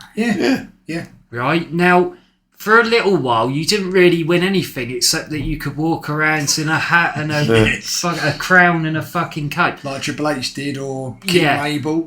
But they did it with Mabel. They pulled the trigger with Mabel. At SummerSlam, they pulled the trigger with Owen, actually, at SummerSlam, thinking about it, for the title, didn't they? Who else? Well, he didn't do it with Austin. Kurt Angle. He kind of had quite a good run as King. And he was at SummerSlam. Yes, he was in the triple threat match at SummerSlam. But I'm not sure whether that was because he was King of the Ring. I don't know. Okay, clearly you got to point out Xavier Woods. Well, there's been some winners that have gone on. I forgot he actually won it, yeah. Well, there's been some funnier winners like Ken Shamrock, one that never went anywhere. King Barrett was kind of a good one. Boy Barrett won, didn't he? Sheamus won. These are in the bad times, so. Yeah. Lesnar won it. Yeah. Edge just never went anywhere. Well, it didn't, did Billy it? Gunn. No, not really. Yeah. They never pulled the trigger on He that. had the match with The Rock at SummerSlam. That was about it. I feel sorry for Billy because both Austin and The Rock just didn't feel like there was anything no chemistry there, did they? No.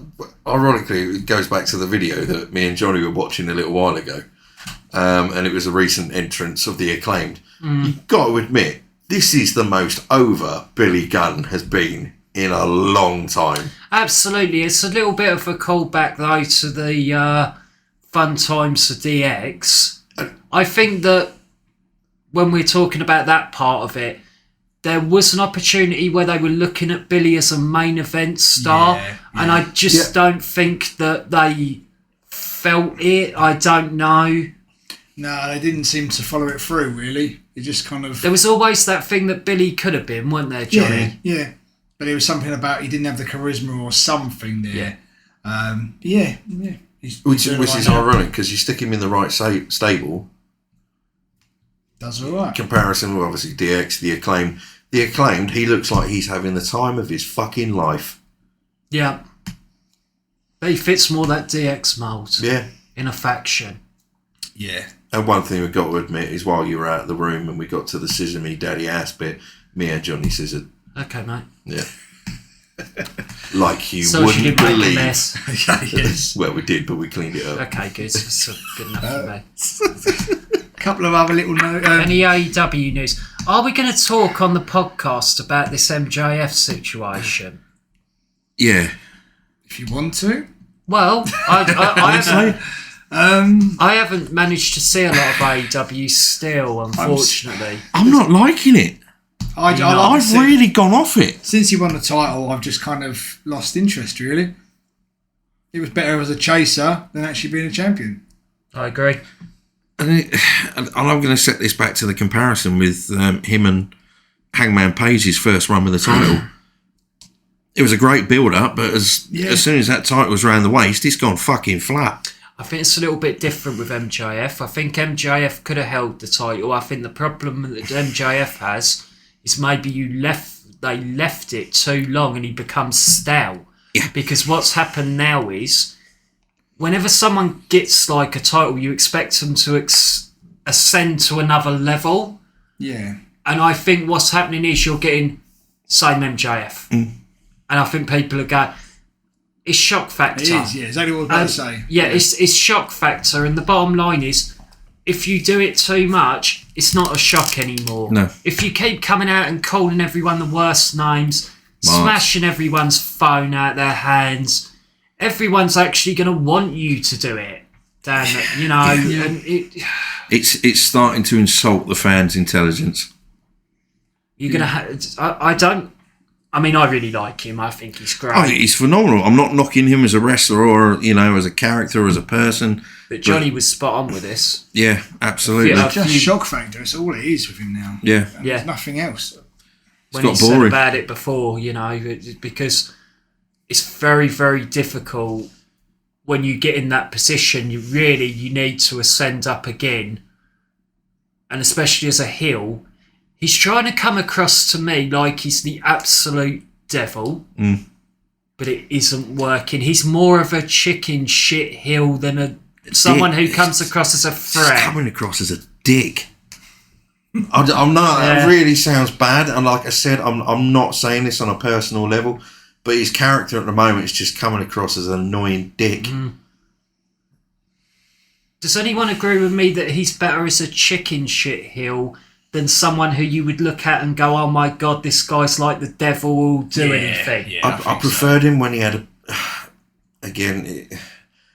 I preferred him when he had an enforcer behind him. Yeah, chicken shit. Like someone who... Wardlow. Yeah, someone who needs to cheat every time to win. It's like, as well with that feud that he had with Wardlow and, these steps that he made him... these hoops that he made him jump through before he got a shot at him. That was brilliant. I love that. I love that whole persona of MJF, but the shit that's going on now with the storyline, it's fucking stale cheese, man. Yeah. They always say that the best heels should come out of a match by the skin of their teeth, either by cheating or by being DQ'd. They should never win. They should never win. No. I think that's what happened in the Iron Man match with Bryan. Yeah.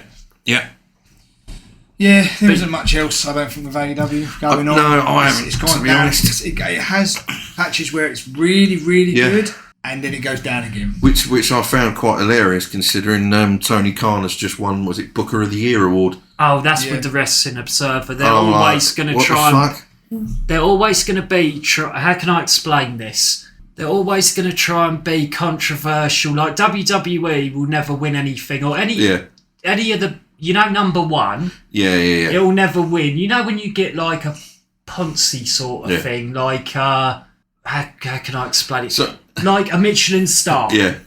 Like really, there's some really tasty food out there, but they'll pick something that's so Beans weird on toast. and shit. Yeah. They'll pick something so weird and obscure. You look for a beautiful, stunning restaurant that's got perfect service, and what comes number one? Fucking KFC in Sudbury. Do you want to leave that in? Yeah, fucking do. Shit fucking service and shit food. Sorry. Fuck yourselves. But you'll always get they remind me of them sort of people when they're doing it. Like you'd always get something like in their Michelin star things when you're like, we'd all like a good steak and chips, but what'll win is something like Mushy peas. snails in a garlic butter. yeah, in a garlic stew mixed with caramelised this bollocks and this Caramelised bollocks. I'm hungry. Oh. Yeah, but I wouldn't be surprised if that fucking won. One of them.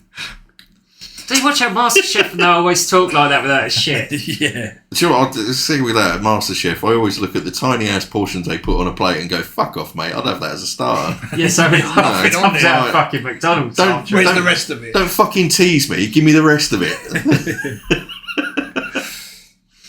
But I've poured my heart and soul into this dish. we've had a little tangent, but that's what the Wrestling Observer Awards Beans on toast. feel like to me. They're like, oh, this is the best because we know we're the connoisseurs of wrestling. It's like, fuck off. Fuck you, Wrestling Observer. I do agree with some of their picks, but Not now. Anything else we got? I've got a couple of things if you want me to shoot off on them. go for it. You've got the Impact versus NJPW multiverse pay-per-view coming up. Yes. It's a couple of matches have been announced so far. You've got Impact champion Josh Alexander versus Kushida. You've got Will Ospreay versus Mike Bailey. Yes. And Moose versus Jeff Cobb. brother. I've never been a fan of Moose. Yeah, so it's quite. Do you like Moose? I like chocolate mousse. I don't Strawberry it mousse. depends. Do you remember those moose you used to be able to get with the hippos on them? Oh, yeah! Yes. I can't You remember. know, what was the oh god, what? Oh, it's fucking showing me age now. What was the was it Shamborsi mousse during the 80s and 90s? Can you remember that? Do you remember? Do you know what I try and get people to remember? This is not just me, is it? Right?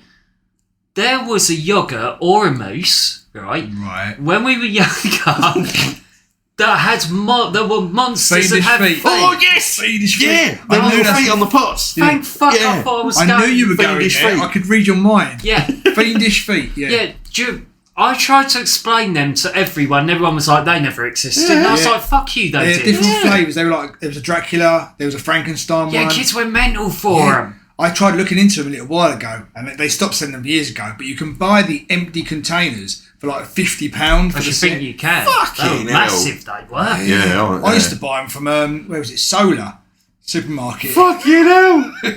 We're giving away our fucking location here, guys. If there's anyone who wants to fucking find out where we are, all we've got to do is write all these things in and Yeah. find out where we Well, I've just name dropped KFC in Sudbury, so there you go. Well, there you I go. do want one of them strawberry mousses. We've gone from Moose, the wrestler, to yogurts and desserts. I've got to be honest, I do love a You're good a mousse. juice file. I like a moose.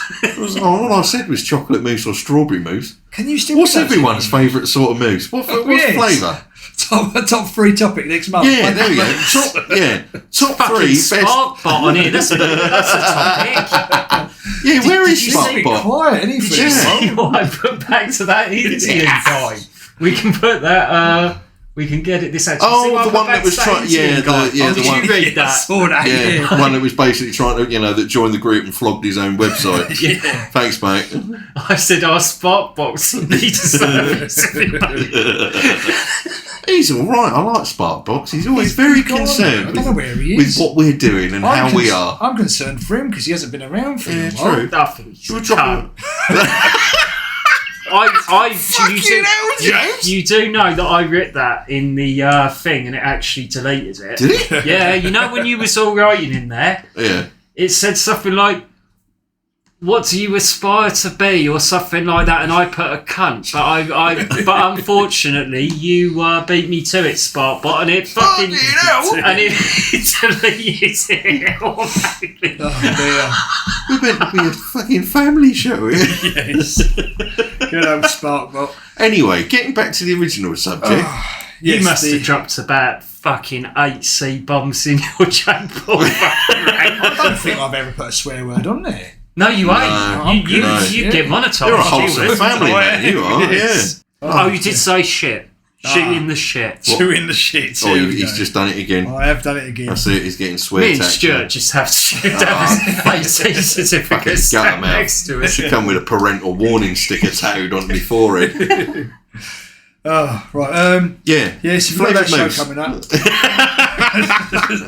Strawberry mousse versus corn on the cob. Is there, can you, like, seriously? Anyone who was interested in that card, it's just turned it into a fucking moose. A genuine serious subject here, right? Yeah, alright. I don't know, genuinely it is, Yeah. right?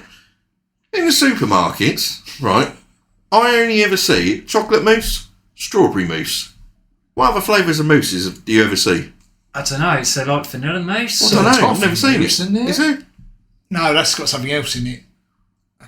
No, I don't know what that is. No, I think that's the only ones they fucking do. That's not on, I'm I happy need with to it. research this. Yeah. Right, I'm getting my phone out. Mousse. Everybody come up with mousse the rest of them. We're still talking about mousse. This has got to be the longest tangent I've ever done. Take a shit. Mousse. What I'll do is I'll put it as something optional. I'll put tangent Extra into, content. I'll put tangent into moose. Please skip back from this. Oh, Christ. You can get a whisper mousse. No. Cadbury's, but it's not the same. that's though. fucking chocolate, isn't it? Yeah. Chocolate Do you know what I mean? mousse. Chocolate mousse. Chocolate mousse. Do they do like Nutella mousse? Didn't they do I don't that? know. Right, so here we go, folks. So Right. that would be classed as like a nutty flavour, Well, wouldn't yeah. it? Yeah. All of you wonderful people out there in listener land, hit us up on our page and, just either drop us a message or write on the page, put a hashtag moose. Hashtag top turnbuckle moose. There's an after eight That's mousse. I bet that's the most time the wrestler moose ever got. Cherry on a and chocolate podcast. mousse. A We what? should contact a supermarket, see if we can get sponsored by Yeah. Mousse. Let's just name drop some supermarkets, see what we get. Aero Mousse. Sainsbury's, Waitrose, Tesco's, Aldi, Lidl. This works on the algorithm. Is it? Oh, brilliant. Well, we'll slap that on there. Yes. Morrison's, Asda. We're going to get moosed. Moose me daddy ass. So bad. Can you get hair mousse as well, can't you? Yeah, you can't eat that though. Yeah, that's Well, I not. bet They someone can't have tried that. it, You yes. can't fucking have Do you think you that. can get like a chocolate moose, the animal? Probably, yeah. It's got to be somewhere out How there. can you fucking shape it? I don't know. Have you seen chocolatiers? Shape anything. I've watched the programme. Yeah, but where as soon as there would have to be like a mould of it, and as soon as you fucking took it out of the mould, it would just go to a slot. Do you know what? I've watched a cake show where they made a full-size Ducati motorbike with a smoke machine as the exhaust. What, with a moose? Yeah. No, cake. Yeah, cake. Yeah. You could do that with. Yeah, but but a it's moose, still, it would just it's still going to have like buttercream and shit. Why the fuck are we arguing about this? It's not a tangent. But it was like a full-size fucking Ducati bike. Oh, okay, come. Yeah. Mousse. Yeah. Mousse. Right, I want an actual chocolate animal mousse. I really fancy mousse right Yeah, now. I want a Right. mousse. So, yeah, so I that's haven't got any. that's the impact. Shame. Another thing we had. Did you get through the cards? No. No, there was only Should we 4 go back matches to the announced. beginning of that bit because I've forgotten No, about just it. leave it. Is it? Yeah, I think we're done. I think Moose won. Which one? Chocolate or strawberry? Who knows? Oh dear. Right. Really fancy a chocolate mousse. Oh yeah, I can taste it. Probably get one from the kebab shop. Sainsbury's. Oh, right. Yeah, back to the serious stuff. Sad news, Jarrett passed away recently. Yes. He started as a referee. First match was 1965. Fucking hell. He helped run many promotions, CWA, USWA, WCCW and TNA, just to name a few. He held many titles as well. NWA Mid-American Tag Team Champion with George Gould. NWA Southern Tag Team Champion 10 times. Wow. 5 times with Tojo Yamamoto. 4 times with Jackie Fargo. And 1 time with Johnny Marlin. I mustn't laugh because this is a serious subject, right? But you know the Tojo guy? I think he was in Memphis, right? Look up a story about Tojo on Jim Cornette's channel. And that's all I'm going to say. Okay. Anyone who knows what that story is will burst out laughing immediately. Why do I think when you say Tojo, I'm thinking Tojo and Earl? That's Toe Jam and Earl, isn't it? Toe Jam and Earl. Sega game. Tojo was a small, almost, he used to look a little bit like Buddha. Right. In stature, but he was quite a hard nut. He was really big in Memphis. Okay. I'll look for that. Yeah. He also created the scaffold match. Really? Yeah. Yeah, because you had Cornette fall off and break his leg. Yeah. Was that in Memphis? Yeah. Sure. Because Jerry was Memphis, wasn't he? Yeah, they were together. They co-promoted. They kind of like were partners for a while as well. So, yeah, I think it might have been Memphis that it was, unless it was the CWA. But it was one of those promotions. But yeah, he also was behind some of the Vince McMahon invading USWA angle as well when Vince first came out as the heel back like way before the Mr. McMahon character. All right. Yeah, he was in USWA a little bit later, wasn't he? I don't know. I can't remember Jerry's path.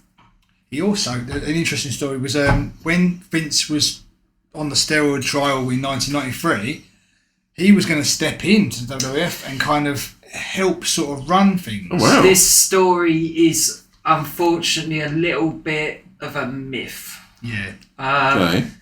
It's was that the case or wasn't it the case? Yeah, that's it. It was you weren't 100% it is sure. a story that's out there. Like Vince would have gone to jail and basically Jerry would have took phone calls from Vince and stuff. Did you hear about that? Yeah. Bruce Pritchard shot that down. Now, whether that's out of jealousy, because Bruce Pritchard was not the greatest fan of Jerry Jarrett, I don't know. Could have been. But that is a rumour. Right. Okay. Yeah. But Johnny's right, yeah. Yeah. And on another sad news, it was the passing of the genius, Leaping Lanny Poffo. Yeah. Yes. A couple of things he done in his career. He managed the Beverly Brothers. The Brothers Beverly. He introduced the moonsault to the WWF audiences. Really? Yeah. Didn't know that. Executive consultant to Mr. Perfect. Mm-hmm. He played a big part of International Championship Wrestling. Lanny would hold the ICW World title 3 times. He was a 4-time ICW Tag Team Champion. He was NWA Tag Team Champion with his father. Oh, shit. And he also beat Hulk Hogan by countout on Saturday night's main event. He did. I remember this. Nice. I remember the match. Yeah. Well done. Do you know what this is going to be another tangent, probably. Do you know what I used to love back in the WWF? But you know how much I like the managers. Yeah. I used to love when they used to do the business transactions. Do you remember? Yeah. And the Genius, there was some reason, I don't know what swap they did, but Bobby Heenan swapped with the Genius for Mr. Perfect. Do you remember this? Yeah, that's right, yeah. And there's a really amazing one years ago, if you watch it, where they're actually in a bank. It's so weird. And Slick and Bobby the Brain Heenan are doing a business transaction for Hercules. Yeah. Do you remember that? Yeah. It's really weird. Okay. Yeah. I used to like the Genius. I liked his poems at the beginning of the matches. I always remember. I don't He got remember. picked up the arse by Jameson. Yeah, he did. There was one match I always remember. It was him and the Beverly Brothers against Legion of Doom and Paul Ellering. It was on a video. Yes. But yeah, Bless them both. I have actually wrote down one of his poems as well to read. Oh. It was the one when the Macho King was crowned king, with him being his brother and all as well. I remember this. Yes. Yeah. We witnessed the dethroning of one Hacksaw Jim Duggan, whose crown and robe are in a state of ravage. I now remove my motorboard and place it by my heart, and this proclaim you Macho King Randy Savage. There you go. All hail the king. What a fucking weird segment that is. Yeah. No, have you ever seen it? Oh, yeah. When all the hills around clapping and everything, it's really It's weird. odd. Yeah. Very odd. I also found out today there is a book that was released in 1991 of all the Genius's poems. And I'm going to try and track it down. I'm going to find it one day. Well, I bet it's worth a It fortune. probably is, yeah. So, someone's looking probably to get that as a shit present at Christmas. I'd love that if you want to find it for Oh, I me. fucking knew Tell you you would. what, as soon as if someone got that for me as a shit present, I'd put it straight on fucking eBay. I bet it's worth a fortune. Or a bit like his frisbees that he used to throw before he was the genius into the crowd when he was leaping Lanny. I always thought that they didn't do enough with leaping Lanny. Yeah, I like. He was very athletic. He was. Yeah, he was sort of a lightweight, wasn't he? I mean, Yeah. he was Especially for that time. like heavyweight, and he was very, very athletic, similar to Owen Hart. Yeah. Yeah. You know, Tell me like the about Blue Blazer when he first come on Yeah, the scene. yeah. Similar to wow, this guy can do some quite cool stuff. It's surprising they never ever brought him back. Ever, did they? No. He never did anything ever again after the Genius. And the Genius finished, 92? Yeah, fizzled. Out. Just went. Disappeared. And I'm surprised they didn't bring him back for a backstage thing. But or sometime. even the Genius, as much as we like the Genius, he was very low level manager. Yes, yeah. He was a manager of low level card people. Yeah. And I always thought as well, Damien Sandow was kind of like the new Genius. Yeah, in a way. He was the I same fucking sort of love style. you. So do I. Yeah. I thought it was a missed opportunity. Yeah. But I think that's it for the Genius. There was the battle in the Valley for NJPW. Jay White's gone. Where do you think he's going to turn up? AEW? Honestly, WWE? AEW. Yeah, Okay, if I was him, I'd go to AEW. I think he'd struggle in WWE. Yeah. I don't think not. I don't think they'd know what to do with him. Well, I think this sounds. We know who he is, Yeah. but I don't think the casual fan knows who he is, and I don't think he's going to get over. I think he suits AEW crowds. Yeah. I mean, the amount of work that you'd have to do with him, I could see you having to put him in NXT. I know it sounds ridiculous, but I honestly not don't. that he needs it. But I don't think anyone would know who he is. I don't think there's much you could do. Yeah. Well, if he come out, would you expect a crowd to know who he is? He's not the AJ casual Styles. fans, no. You know? Did we watch the Sasha Banks return? No. I've seen the highlights. I watched it back at Wrestle Kingdom. I haven't seen the match. The match is apparently really good. I didn't enjoy it. Oh, okay. So this is the Kari Sane. Yeah. I didn't enjoy it. Did she win? She won the title. Yeah, she won the title. Yeah, sorry. You can see she's put a lot of work in with the whole Lucha Libre style, but me personally, I don't find it works. Fine. I haven't seen it. Yeah. Okay. I can't comment. I'll watch it. I've been watching pro wrestling. All in all, I mean, the card itself was really good. I mean, the actual pay-per-view itself was really good. There was nothing to it. There was no storyline. It was just turn up, pay-per-view, I'm announced, blah, blah, blah, botched my finisher, and now I'm getting a title shot. Like why? Yeah, fair enough. Right. But yeah. We got anything else? I didn't really hear that part, did you? I'm sorry. I was looking at Johnny. That's fine. Fuck it. Did you hear it, Johnny? You'll hear it the way back. that you went, oh, okay, fine. You'll hear it back.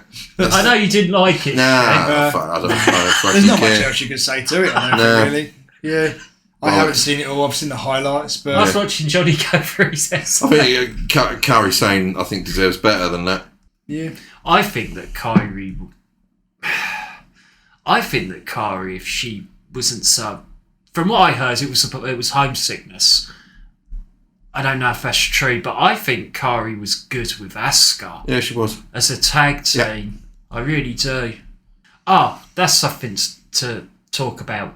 Asuka winning the WrestleMania, Belair and Asuka. I like her new character, although she hasn't really done much with it apart from the face paint, I guess. And the dribbling. Yeah. There needs to be a bit more, I think. Do we think it's a WrestleMania worthy match? I think it's a match. What I mean by that is, have we seen that sort of match before? Yeah, absolutely. But it's, and I really don't mean for this to sound as harsh as it's going to be, that's a WrestleMania filler match. I think the technical ability of the two makes it, this is what is fascinating to me, makes it a WrestleMania match. I think the familiarity of the two doesn't make it a WrestleMania match. Because they've been around each other too much. Yeah. There's no. The bit I was trying to convey is there's no shock factor to this match. It's. Who do you think is going to win? I'd say spectacle. Honestly, I can see Asuka coming out on this one. No, I think Belair will win. I think they're going to do the same thing. Similar. I think Triple H is very big on the title staying where it is for a while. And I think Belair's had it for a year, and I can still see her having it. Yeah, I think she might. Oh, I just don't know. If they're trying to push Asuka, then... Do you need to push Asuka? No. I think that's what they're going to do, though. I didn't agree with the decision, by the way, in the Elimination Chamber. I'd have put Liv Morgan in the match. I know that Liv has struggled, but I think it's more of an interesting story moving forward to have two faces from a different... They're both on different sides. Yeah. I think it could have been more intriguing as a build-up. Because you've got, like, Belair who's so good. Yeah. And then you've got Liv trying to prove herself. Yeah. And I think it could... That could work. That's got a bit of heart and soul to it. Yeah. Yeah. What's the other women's match? It's... Rhea I'm Ripley not a fan of Charlotte that. Flair. No. I'm not a fan of that. That They doesn't wrestled do a it few for me. years back, didn't they, at WrestleMania? She squashed Rhea. Ripley will win this one. I'd like to see her win it, and I'd like to see her get a decent fucking run. I don't see Charlotte as a face. I can't see it. It's just, it never works. No. She's not a face. No. Couldn't give a She's shit. too self-entitled to be a face. Yeah. Through character. Plus through... Is it a fucking character, though? well, through perception in real life as well, because she's got the Ric Flair thing, and it's difficult to get behind someone like that when they're arrogant. Yeah. So really, you've got two heels going at it. Because I see Ripley getting cheered in that match. She will as Yeah, well. of course she will. Yeah.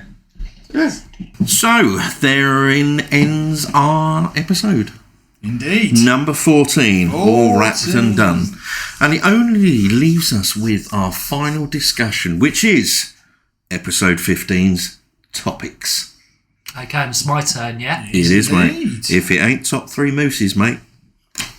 Okay, You're in trouble. so what I'm going to do is I promised a big fan of Top Turnbuckle Podcast that I was going to cover one of his subjects. So it's not going to be mine. It's going to be Lee Spicer's. Big shout out to you, mate. Spicy. You have given us a few, mate, and I'm going to use one for episode 15. Crack on, mate. And that will be the top 3 matches that have never happened. Very nice. Little general rules. Yep. They must be wrestlers who have retired. Okay. Okay. Yeah. Yeah. Yeah. I'm going to put a marker down. All right. Okay. Because otherwise we'll go into Kenny Omega versus AJ Styles and Yeah. all weird places. Okay, so wrestlers that have retired or have passed away. Yeah? Yep. Okay. Okay, yeah. All right. And our best or worst moment, Yep. we have King of the Ring coming up. And Queen of the Ring. Yeah. You could go with the theme tune. So, Fucking hell. or Todd Pettengill. He was big on it. He used to do brackets and shit. I like Tom Pettingill. Yeah, so do I. So that is the best and worst moments from King of the Ring. Okay. Nice. Yes. Well, Well. all that's left to do. And Oh. just one more thing because that'll be interesting. Let's go for two. Let's go for you can have a best and worst.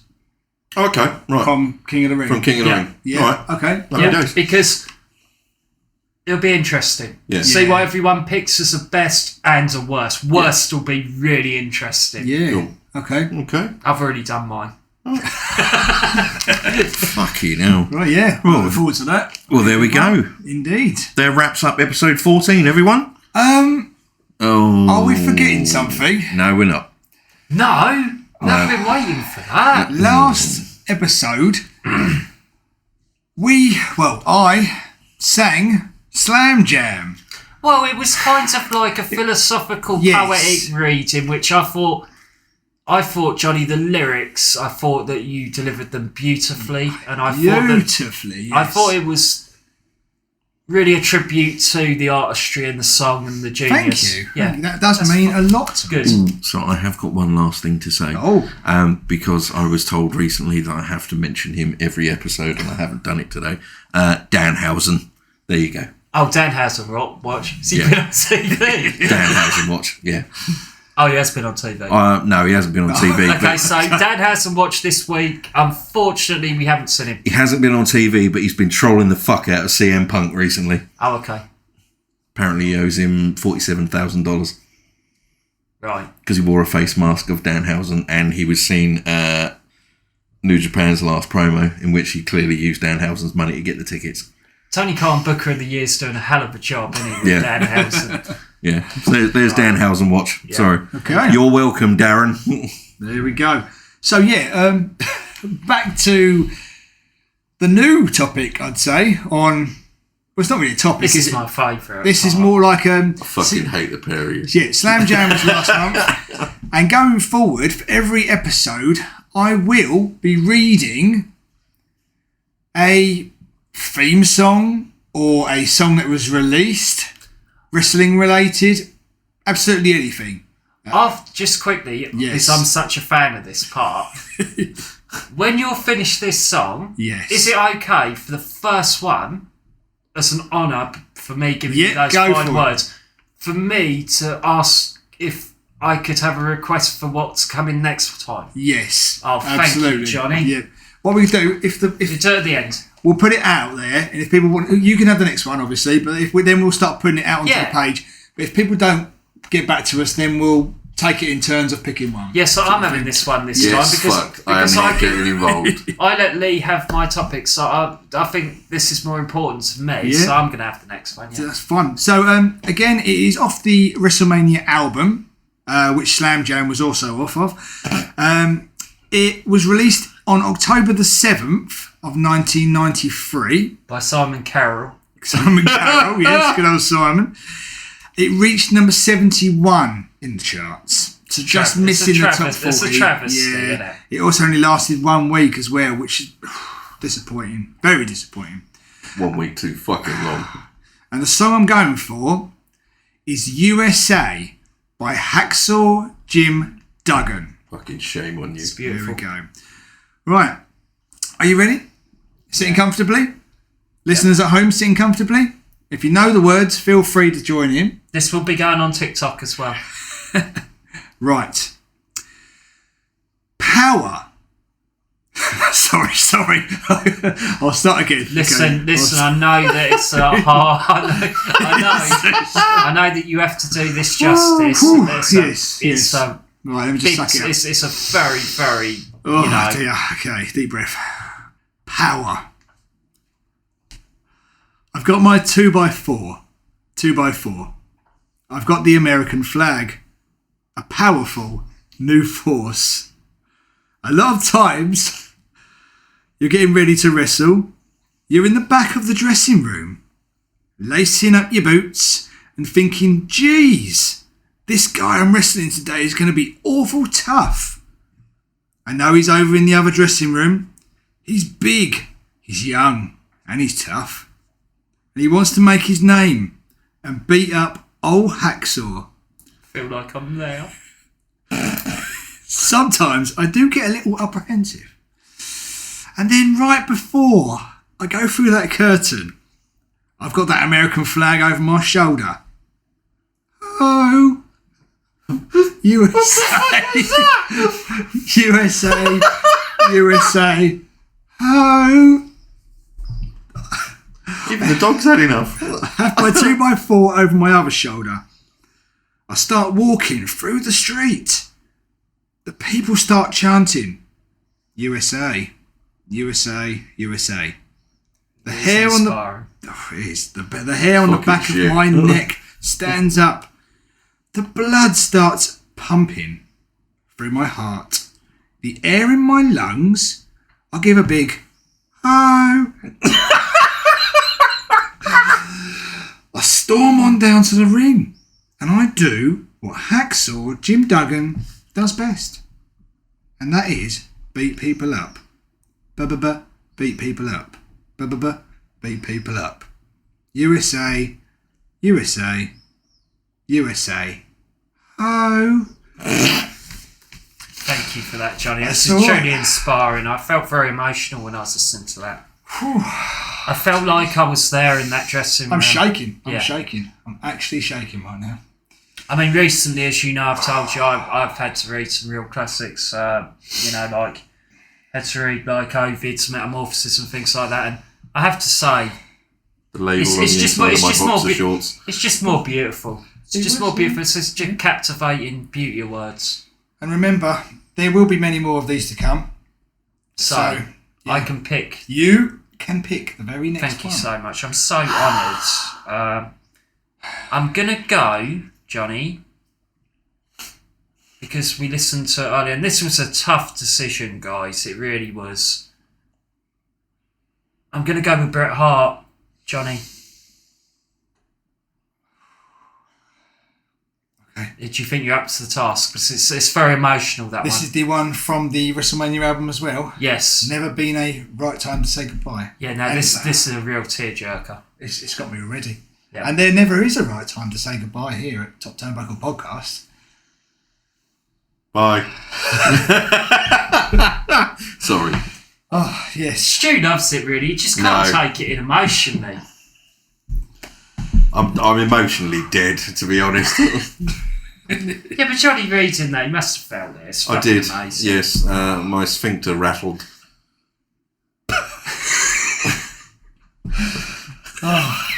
So there we go. Yeah. There we go, folks. There ends and wraps up episode 14.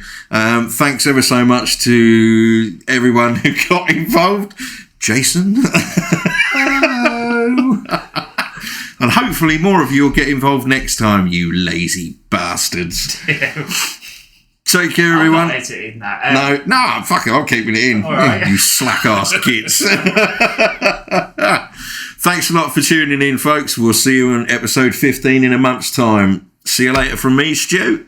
See you later, guys. From James. And goodbye from me, Johnny. Oh. Fuck's sake. USA, USA, USA. Gonna have to stop it, Johnny. It's making me very emotional.